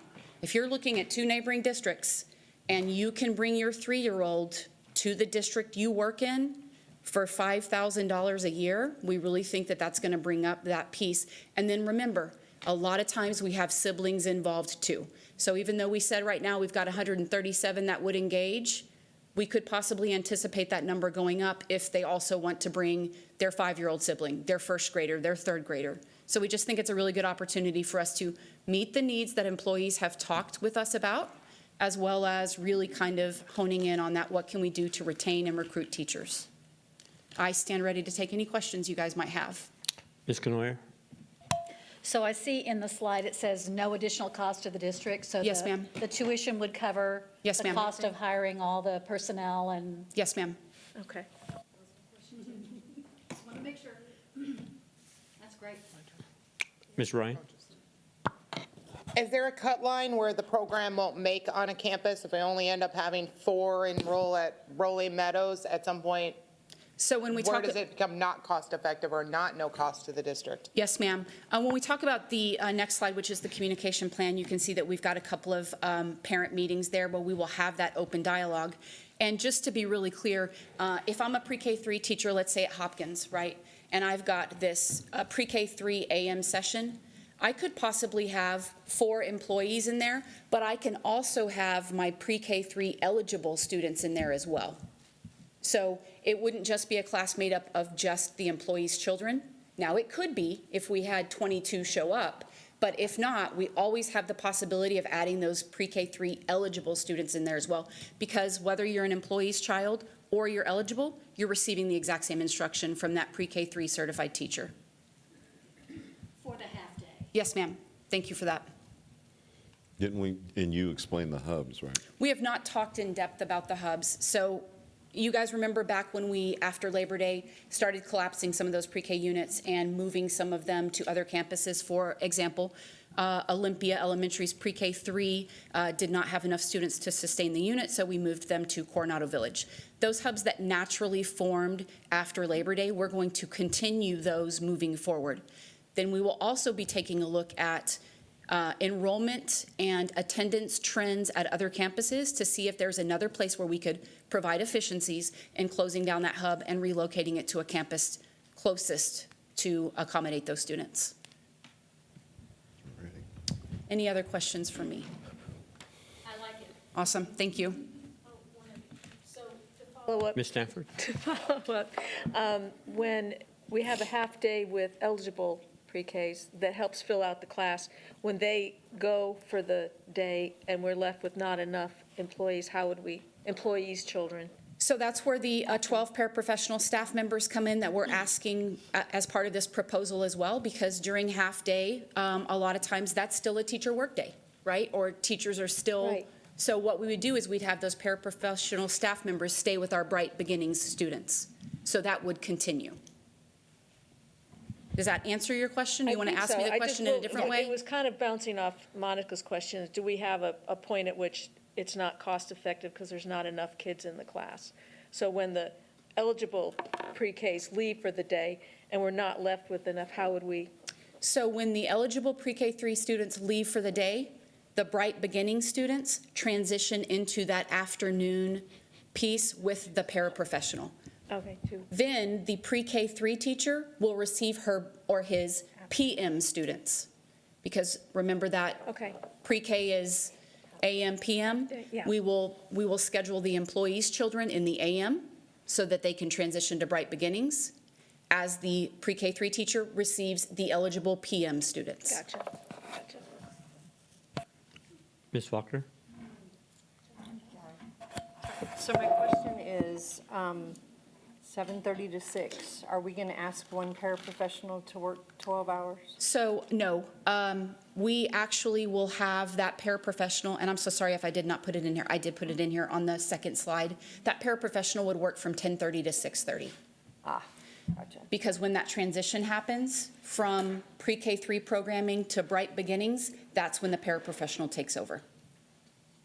Okay, I got it now. And the reason why we would have 12 is because the ratio 11 to 1. If we have 22 employees' children in there, we would need 2 adults. Okay, thank you. Yes, ma'am. All right. I guess we're finished with discussion, and so I'd like to make a motion that we approve the pre-K3 employee program. Second. Okay, a motion made and second by Ms. Canoyer. I'm waiting for our screen to come up, and then we can vote. Okay, go ahead and cast your vote, please. He's got to mark Deborah here. I think Deborah's here. Yeah, she's here. Yeah. Said absent. Okay. That was Jenny. Motion passes. I'm going to go ahead and move out of order. I'm going to go to D. It has a high discussion possibility, so I want to make sure we allocate a little bit more time for it. So discuss and possible action regarding the approval of the Human Resources Audit Rubric. Dr. Fields. Yes, sir. We spoke a little bit about this in the budget cycle. We've gone through it. I can tell you that had an opportunity to speak to one of the board members, and a recommendation was, hey, maybe we should speak to the staff and schedule a couple of staff meetings, and one here at ERC and administration, another one the next day at JTech with the police and maintenance and child nutrition, all the ones who could make it over to explain this rubric. And just trying to get them to understand that we're just trying to find a standard to apply experience. And we're trying to go through all the folders to get that percentage out. I would ask that we would go ahead and approve this as we move forward so we can come up with a new standard on how we're going to apply years of experience for new employees as they come in. And we're going to do this across the board for the existing employees to make sure that we're all on the same level. And I know Ms. Fury's here, and we just stand ready to answer any questions you guys may have. Sure. Again, I appreciate the conversation on this last week. I was going to say last month. It was just last week. And we went through a whole great detail. My concern is we actually did get feedback. I know that we had said in the board meeting, let's get feedback. And so I've had a lot of employees express some concerns and some, and it's natural whenever we're discussing pay. But I still want to it noted that there is a deliberate intention to not impact current employees, that this is a new rubric for new employees. It will apply to all of them once we pass this rubric, but you're going to come back with, after the TASB compensation study, with a lot more information, but the intent is to really not impact current employees and their compensation. I would say this. We will not move forward with any level of compensation or pay changes or anything until we talk to the board. What we're looking for now is approval that this is the way that we're going to go, and then we'll come back based on that recommendation from, I mean, TASB's going to come in on the 18th and say, hey, we recommend this, this, or this. And they're also going to say, hey, we think that you should move your, and correct me if I'm wrong on any of this, I think you should move your midpoint from 20 to 18. All of those would be an increase across the board. But we're not going to move forward with any of those until the board says, hey, let's adopt this through the budget cycle or this, and then now we can start putting numbers to all of that. But we're not going to have any conversations with people about salaries until after we come back to the board and you guys let us know how you want to proceed. And I am okay with saying, hey, this is what it comes out to and we need to freeze people. If that's the case, I would ask that we look at each case individually and make sure that we have everybody in the right category. Other than that, if you say this is how you want to proceed, we're willing to do that. But this goes to fill the task that we were given, fix this. It's inconsistent. This makes us consistent. And the question of obviously is that if we pass this rubric tonight, are you going to start engaging employees with this rubric? Or when will you, are you going to do it after the 18th meeting? It would be after we make a plan on how we're going to go forward in terms of conversation. What we get from this approval tonight is a continued effort in going through all of the folders to be able to apply this percentage towards. So now when we recalibrate, we've got everybody calculated already. But the longer we take to approve this, we're kind of spinning our wheels. Or we have somebody doing a lot of work in a room and it's not going to be of use for us in the long run. And I can see that because we are actually spending money for this continual audit based on this rubric. The last question is the .5 regarding to the auxiliary employees in terms of adding that to experience. Is that something we should discuss now, or do you want to wait until after TASB weighs in? That's going to be a recommendation from TASB. Don't want to put the cart before the horse. You may hear something else that they recommend that might sound better to the board as a whole. But that was one of them. It wasn't just for auxiliary. It was for all of the employees, I believe, across the board, right? With TASB on the .5. But again, if it goes towards auxiliary, I'm fine with that. If it goes towards both, we're prepared to do what needs to be done. My only concern is that we have a clear understanding of what that means for the budget as we move forward. Any other questions from the board? Ms. Faulkner? My only concern is, and I expressed it last week, Yes, ma'am. if you look at this, you know, let's say coordinator, I'm thinking about transferring from another district. You can go on Judson's website right now under careers, and there are two postings. There's a director of special ed, and there is a director of athletics. SPED coordinator, athletic coordinator. Both coordinators, but the SPED coordinator requires a mid-management certification and a master's degree. But if I'm working the phone that day and someone calls and asks, how much would I make as a coordinator? That's just my concern, because that's a huge difference. The other one just requires a teaching certification with a bachelor's degree. I would say it's the athletic coordinator. It's a different type of position. But It could all be in the naming. I get it. It Yeah. could be in the naming, but you want to speak more on, I mean, there's a stipend that goes along with the athletic and I coordinator. get that. It's a Like I whole, said, I'm just voicing my concern, because like I said, when you call your insurance company, one time you get one person. I do like the fact that in the audit, they did say we need one person dedicated to doing this. So that if Position I do control. call, Yes, ma'am. and then I say, hey, Suzanne, call and make sure you get the same answer. And They're they'll going to know. get the same Yes, ma'am. answer, because that is my concern. I just fear that we're going to start another mess that similar to the one we're trying to fix, I would s- based on just words. typically when people call in, they call to speak about a specific position. And Right. in that job description, it states where it falls. But do you want to add to that? Yes, we wouldn't give estimates like that over the phone. We would actually call the person in to do that and look at their documents and look at their previous experience and look at the job description they're actually applying for. And so we would not give an estimate over the phone. And I do think that it would be helpful to have a consistent person that would oversee this. I know that Dr. Fields has asked me to work on a couple of things.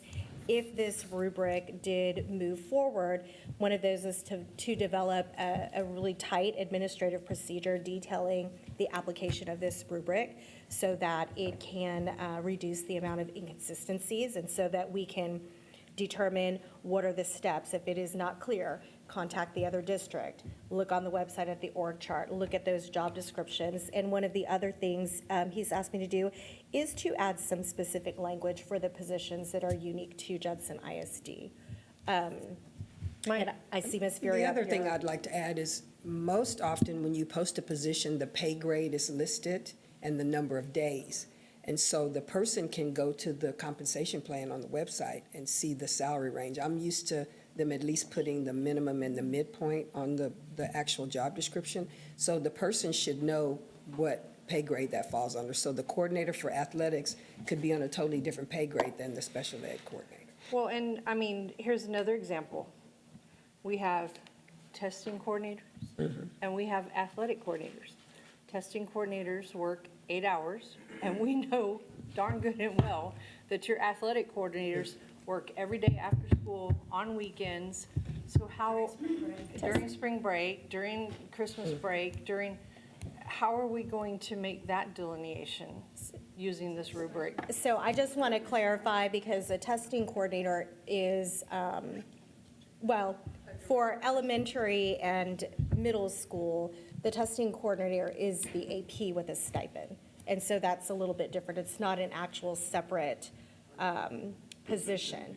For high school, they do allocate a teacher position to the test coordinator. So that is not per se a coordinator in like an AP 505. That person is actually on teacher salary. But this all goes back to when Dr. Taganos said, this is simply an evaluation tool. There will be an administrative procedure that's about 10 pages that will outline each and every category or those confusions that may be in there. In addition, this is just a jumping off point. If we see an area where we can improve this going forward, we'll make the change and come back and let the board know. But basically right now, the task was come up with here's a plan to fix the inconsistencies. Oh, she wants to keep the mic for a minute. I mean, so I don't know. Can we add to that list Yes, ma'am? before we start making changes to people? We're not making any changes to Well, people. I get it. This is just Freezing, for or evaluation. yes. We're not going to do any of that Right, until we come back and talk to the board. Yes, ma'am. For future Mhm. reference, Yes, ma'am. we need to create the job list, and we need to do a little investigating across the city or across the county to see where it lies, because I don't want to lose good people because a rubric says that this is where they should be, but if they wanted to go to another district, that other district is going to pay them what we're paying them now, but we're saying this rubric needs to freeze you because this was our jumping off point. I see where And you guys TASB are actually coming did from now. Maybe this helps clear this up, and you guys correct me if I'm wrong. TASB is going to come back on the 18th and say this job, in comparison to your peers, needs to be increased or decreased, or you guys are right on. This is not about a grouping to say this is the pay grade you're going to be in. This is just an evaluative tool that we're going to use, and this is the percentage that we give people who fall within those categories. Their pay will be the suggestion of TASB when they come in at the end of the month. And they've already identified some that they said, hey, you need to pay these people more. And then they've already identified some that says, you guys are a little bit over in this area. But we bring all of that to you on the 18th. This is not a pay scale. This is just an evaluative tool. Is that it? I think that's where we've been missing the mark the whole time. This is not for evaluation purposes. I mean, for pay purposes. This is just for evaluation of years of experience.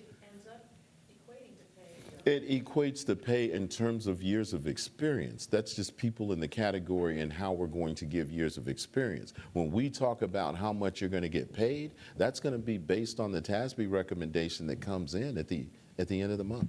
If we want to change that or if we find that we're over. And one of the things that they're going to talk about is teacher pay. Our teachers from 0 to 10, we're the top. Now, I know Sharon's going to say Southside, but leave it alone.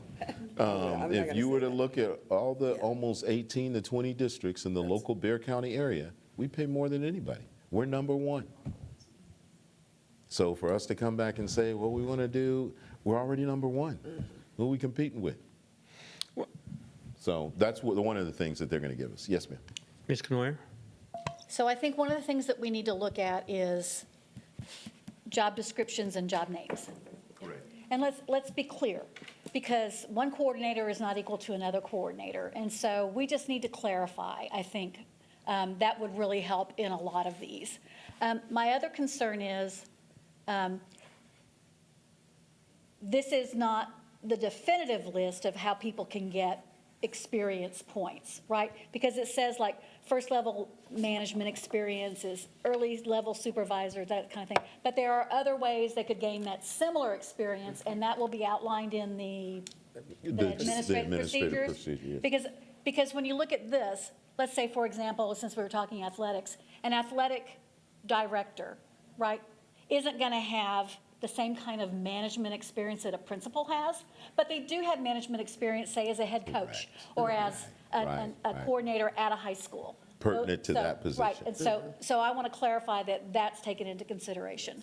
And as for the money, that's where our TASB needs to come in and talk about a director in this area, finance or whatever, makes this kind of money, but if you're a director in athletics, maybe it's this kind of money, to help differentiate between the number of hours that are worked and the level of experience, expertise, time. All those things need to be taken into account, and that's what TASB will do for us. And I'm clarifying for the audience just as much as I am for anybody here on the board. So I want everybody to know that what we want is to be fair, that what you do for your job should be equitable pay. And we need to look at surrounding districts, because we don't want to lose people if we're underpaying. So that's why we're doing all this, is because we want to be fair. And we're not going to make big decisions on individual people or anything until we get all the data that we need to make those decisions. Thank you. Ms. Stanford? Okay, and I think that's where some discomfort's coming in from employees that have reached out to me, is that there's an unknown there of how it's going to flesh out, because this is kind of just a partial picture. It's got to get more specific, right? So there's just that discomfort level out there that resonates with me, because we're talking about pay, and I can't help but be sympathetic to that. And there's kind of a sense of, if you just pass it, then we'll find out more about what's in it. And I think that's where some discomfort comes from, is a sense of, well, we don't know the full picture, so how are we going to find out the full picture? We won't get the full picture till we passed it, right? And then We won't get the full picture until we get recommendations from TASB, we get votes from you guys saying this is how we're going to proceed, but this isn't foreign to this. We do this every year. People don't know what's going to happen with funding until you guys make a decision on what we're going to do. I mean, last year on the 22nd, 2 seconds before we got ready to approve it in the final, you guys came back and said, lift it 1.5%. We weren't ready. Nobody was ready for that. Nobody knew. But it happened right when you guys said it. And then we recalculate, put it in the compensation plan, and we compensate people and move forward. So for them to feel like they have to know all of the aspects of it before we just say how we're going to evaluate it, it's kind of putting the cart before the horse. I can tell you this. You guys are driving the bus. If you come back to us and say, hey, we don't want anybody changed in terms of, I mean, y'all drive the bus in terms of the budget, and we'll just make it work. No, it needs to be made more fair. I think we all agree with that, and it needs to be more easily understood by employees. I think there's And no more sense of possibility of favoritism. Yes, ma'am. I think people want that. There's just a sense of,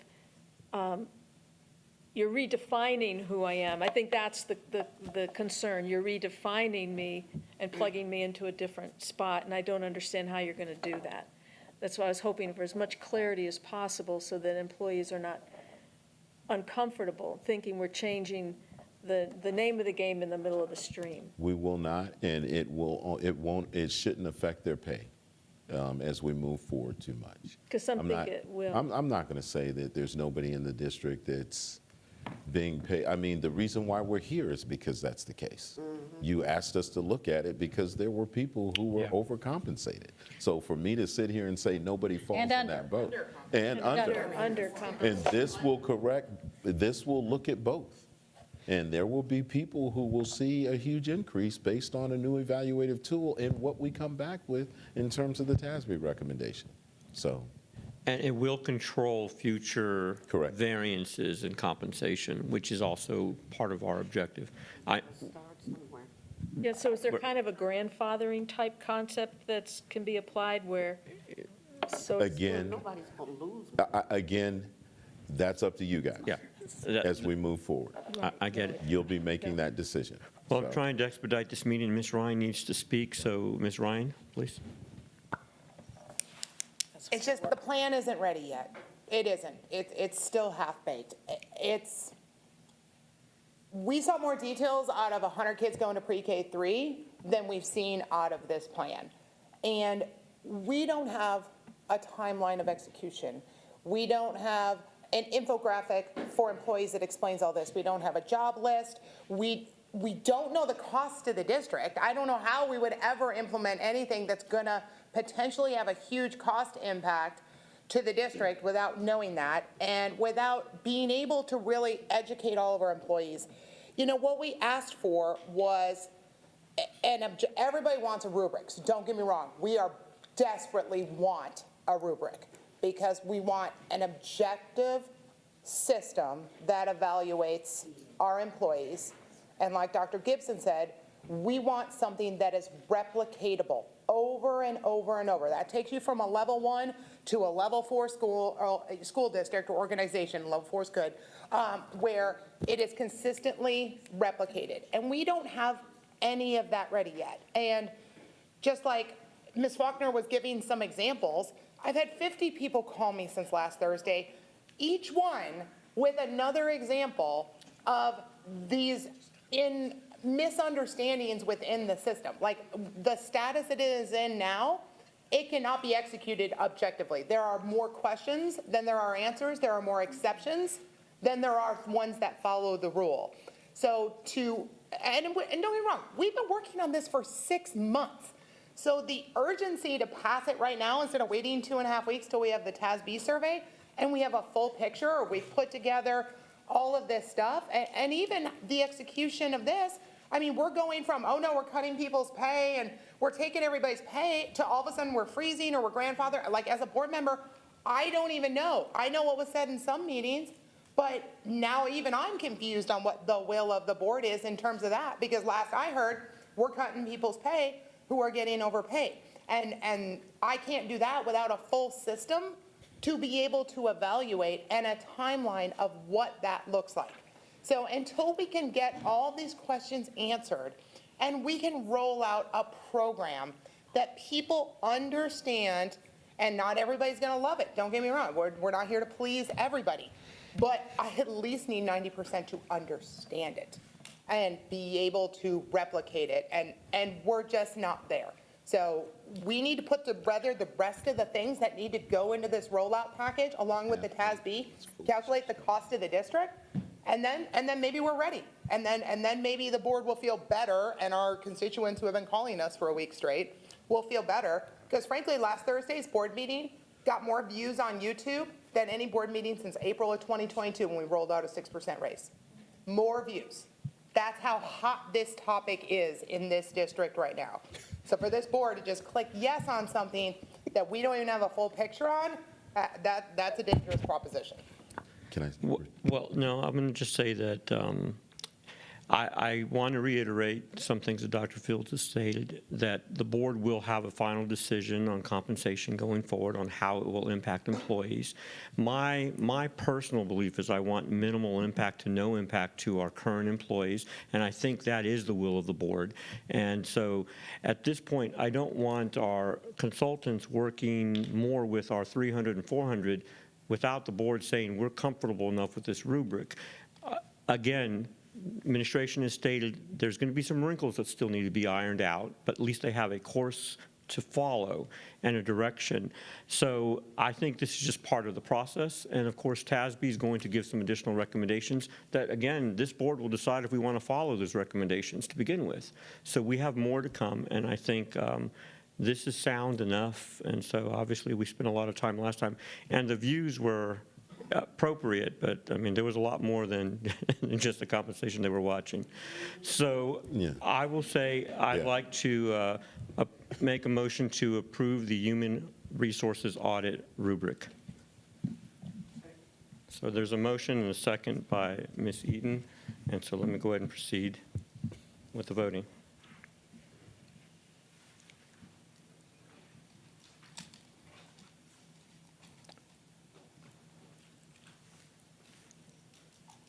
Okay. So the motion does not pass, which means we will come back to evaluate any additional input to ensure that we can move forward. So it basically stays stalemate for now. Well, I understand that, but there's a few things that I'd like to respond to. Go right ahead, Dr. Fields. All right, first, we've already tasked Ms. Fury. We've looked at over 1,000. This is a huge inappropriate task if we're not going to move forward with this. In addition, there's been some statements made, and to your point, there were other reasons why that there was a lot of views on the last meeting. In addition, there's been some statements made. One was half-baked today. Before, I've heard slush fund, and I've heard one other one as well. What was it? Backdoor deals. backdoor deals. So I went and Googled some of these. Half-baked means foolish and stupid. We would not have brought this if it was foolish or stupid. Backdoor deal means what? Done behind closed doors for illicit purposes. And then the other one was slush fund? Also to be used for illicit purposes. These are statements that are being made that are trying to send a message. So this is what the board asked. And I'd ask the board, if this is not what you want, then give us a better idea of what you're looking for, because this meets the purpose in which you asked for. But to give insinuations that there's some type of backdoor deal going on, that's inappropriate. This is what you asked for. I would like to make another motion. I would like to move that we freeze this until after the TASB and have everything brought back together as a package to the board, which is only a week and a half, 2 weeks from now. I would say this, Ms. Faulkner, I have no problem with that. But if we're going to go back to this evaluative tool to be able to move forward, there's a certain window in which we have to make offers to people. You're going to vote on contracts on April 3rd, on April 18th.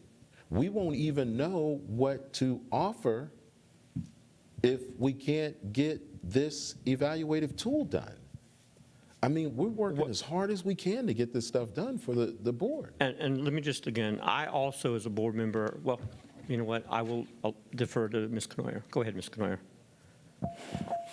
Approving this doesn't create a huge financial impact. Approving this allows us to determine how many years of experience we give a person in a particular pay, grade, salary, position. It's not changing anything except to go in and truly evaluate, are they being paid appropriately? What we do with that information happens later in the budget. This doesn't do anything except give us a tool to use to say, hey, this is going to make an impact on budget, and we need to know that. We need to know that now, them going through and looking at everybody. Is this going to make, in conjunction with, when it comes, the TASB survey, this is going to allow us to make the right decisions about pay. What we do tonight, if we approve this, doesn't change anybody's pay. It's not a financial impact. And then we will decide later, when we are brought forward the changes to make, then we'll decide if there's going to be a budget impact. Well, that's not exactly true, because the issue with TASB and pay has to do with min, mid, and max. And some of the things Ms. Fury had said about you're supposed to be chasing midpoint your entire life and never reach max. Well, that's not how other school districts do it, because now I've reached out across the state to people.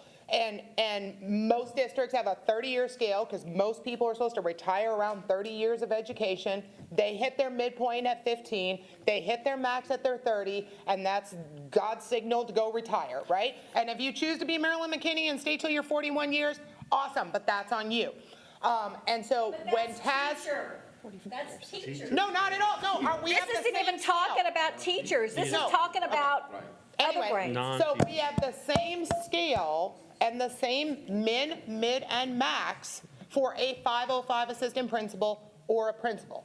And so when TASB makes their recommendations and they set a min, mid, and max, that is based on how other school districts do it, where you're supposed to eventually reach your max. So if we set our mid at But we're not setting the mid at this. All we're doing is saying this is how many years of experience you would get. Keep yelling This at has me, nothing to do with Suzanne, the mid. and I'd like to get a sentence out. So what this rubric, if you approve this rubric, this says a 505 is not going to hit midpoint till they have 27 years or 27 points. So if TASB gives us a different midpoint, TASB's midpoint is not going to be a 27-year, 3 years away from retiring midpoint, okay? These things are interjected. So once you see what TASB gives you, how you assign points to a midpoint.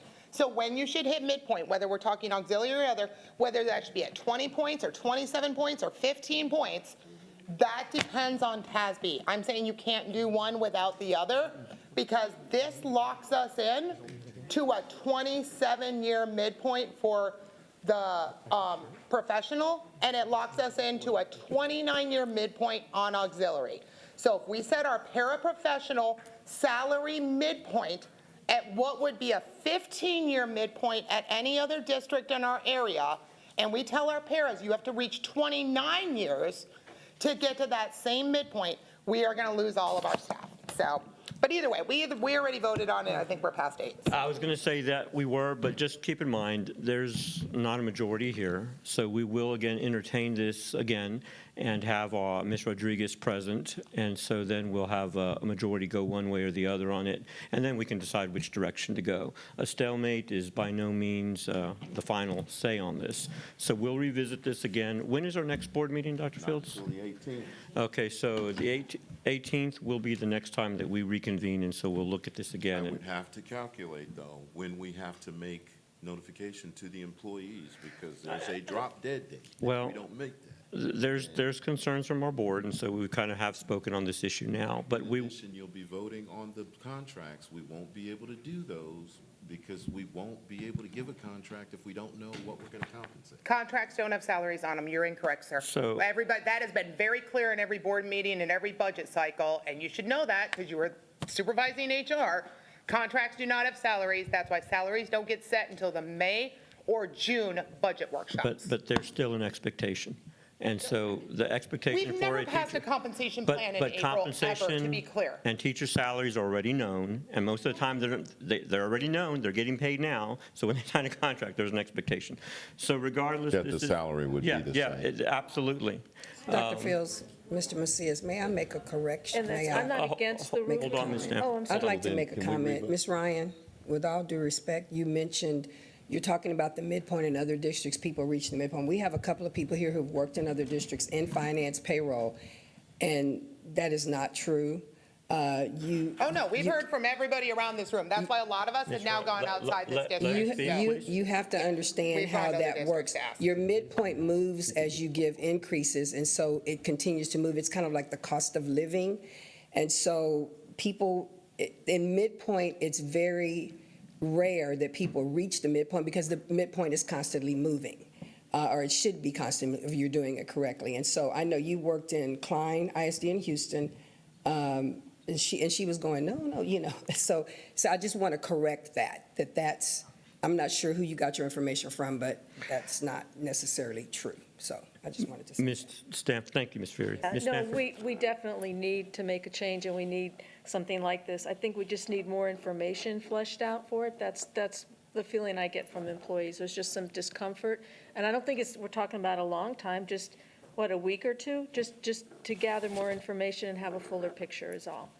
Well, I just don't see how much more. This is a stepping out point, and so, We can't continue to, we can't continue to do the work if we don't know. I mean, we literally have people in rooms going through over 1,000 folders already individually, calculating each one of these. At some point, if we're not going to move forward, we're paying people to do that. And that was what the board asked us to do. That's why I'm totally amazed right now. well, like I said, at this point, Ms. Ryan? we will reevaluate this at our next board meeting, and we'll have Ms. Rodriguez present to break the tie. And so, I mean, there is a concern. If you're working on a rubric that doesn't have board support, then you literally are spinning your wheels.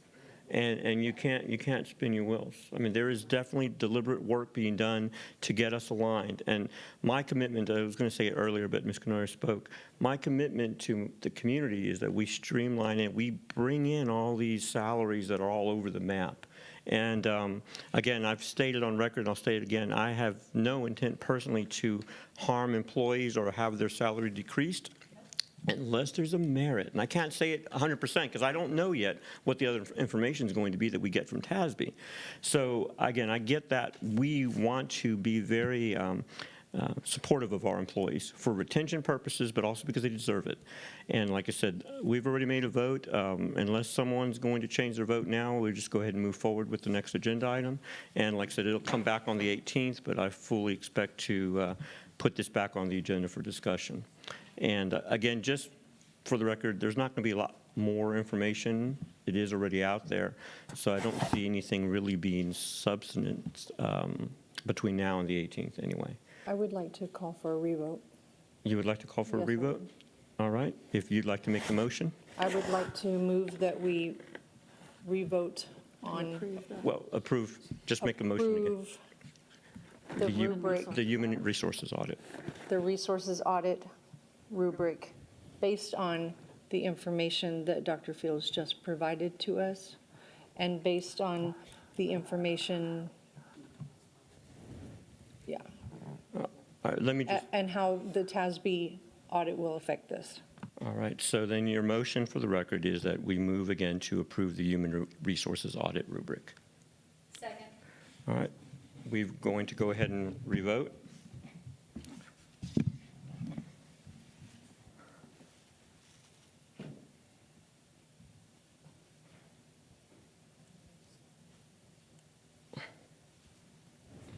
Okay. Thank you. The motion passes. Administration, you can proceed with the rubric, and Thank you, guys. all right. We appreciate that. Appreciate your passion as well, and thank you for everyone trying to keep their decorum on this really important issue. Yes, sir. We have two more items, and we're in overtime mode, so let's get these items done. Discussion and take possible action regarding the purchase of state championship rings for local funds for UIL sanctioned state champions. Dr. Fields. Yes, sir. This is a recommendation for a request for approval for us to utilize this new procedure for using local funds. I believe it's up to $90 to pay for state championship rings. We had the unified team that just won the state championship and the young lady, the wrestler. And they're going to move forward with purchasing rings. This gives us an opportunity to contribute to that, but only up to $90. And we're just asking that the board would give us permission to assist in that capacity. The total cost should be, what is it again? Ms. Nikki? $13.50 for the 15 rings, plus an additional ring. Oh, I'm sorry, $13.50 for the championship rings, and an additional ring for our.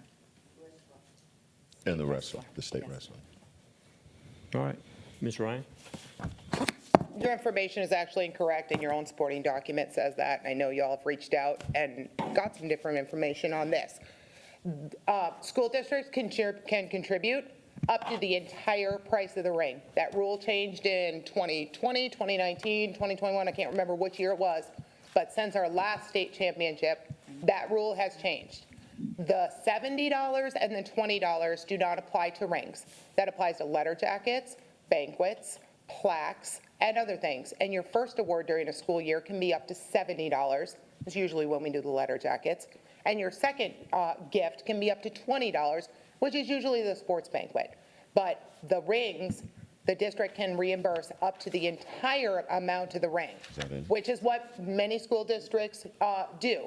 And last time we won a state championship before the rule change, those rings were 100% paid for that team via different funds. By donation. Correct, by different funds. But just for the record, there is no $90 rule.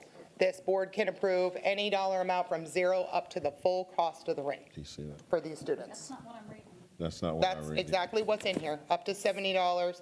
A school may contribute to major awards in honors with, it's the last paragraph in 480A1, so. But look at 480A2.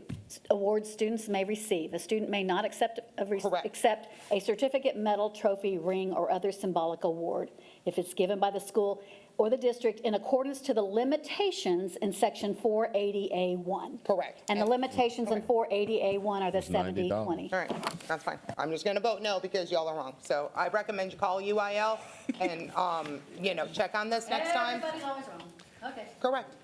Yeah, you don't think I called people, Suzanne? Literally, I have experts in this. This is the UIL 2324 documentation. So you're saying that UIL is lying? Well, at this point, again, I want us to keep professionalism. I saw these teams play, and these teams are amazing, and not every family can afford that additional cost, especially when we're talking about special education kids who often have many of their own financial needs raising a special education child. So for them to go back-to-back state championships and this district not be willing to buy the rings. I watched those kids play. A state championship in the giant state of Texas is a huge thing. And if we have the ability to send something for these kids and to make sure every kid gets it, not just the ones who can financially afford it, then I want all of those players to get it. That's kind of the point of this, is that I don't want, if one of those kids can't afford it, I don't want that kid to miss out on something. This district owes them more than that, because they have represented us so well. That is not what I've heard, but Dr. Fields, go ahead, please. Ms. Ryan, I will look into this. If you are correct, I will come back to the board and ask that we pay the entire amount. I'm only going by the documentation that we received. So, and this is not from a lack of wanting to purchase the rings. We just said that that was our limit. If we can do more, we will do more. But I just don't want to give the impression out there that we're not doing something because we don't care. That's just, Mr. Brooks wanted to say something. Okay, gotcha. Thank you. Ms. Benoyer? If it turns out that we're correct and she's wrong, Then can we can move look forward. for donors to help pay? Yes, we already are. Thank you. I We was just gonna already say are. the same thing. We've already asked a few people to do that. Well, What would the If I- cost be for the whole thing? 38. I think it's $38.85. And then we've already talked to a couple of our vendors too. and I'm certain that there will be some that could support that. I'll pay for somebody's ring. Well, Ms. Canoyer, would you mind making a motion, please? Oh, okay. Oh. This is under 50, isn't it? Yeah. I move that we approve the purchase of state championship rings from local funds for UIL state-sanctioned state champions. Okay, motion made by Ms. Canoyer, seconded by Ms. Eaton. Please cast your vote.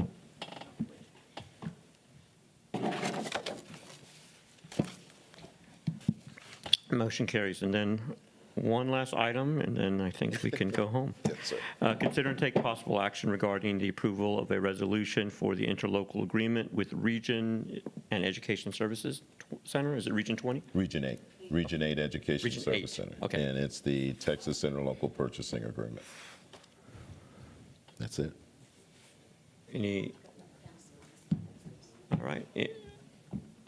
Then if there's no questions or comments, then I go ahead and I'll make a motion to approve the resolution for the interlocal agreement and Region 8 Education Services Center.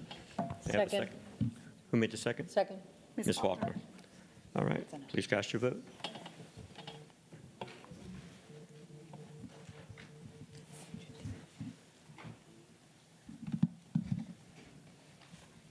Okay, motion carries. Thank All right, we are now adjourned. Thank you for your time. Thank you.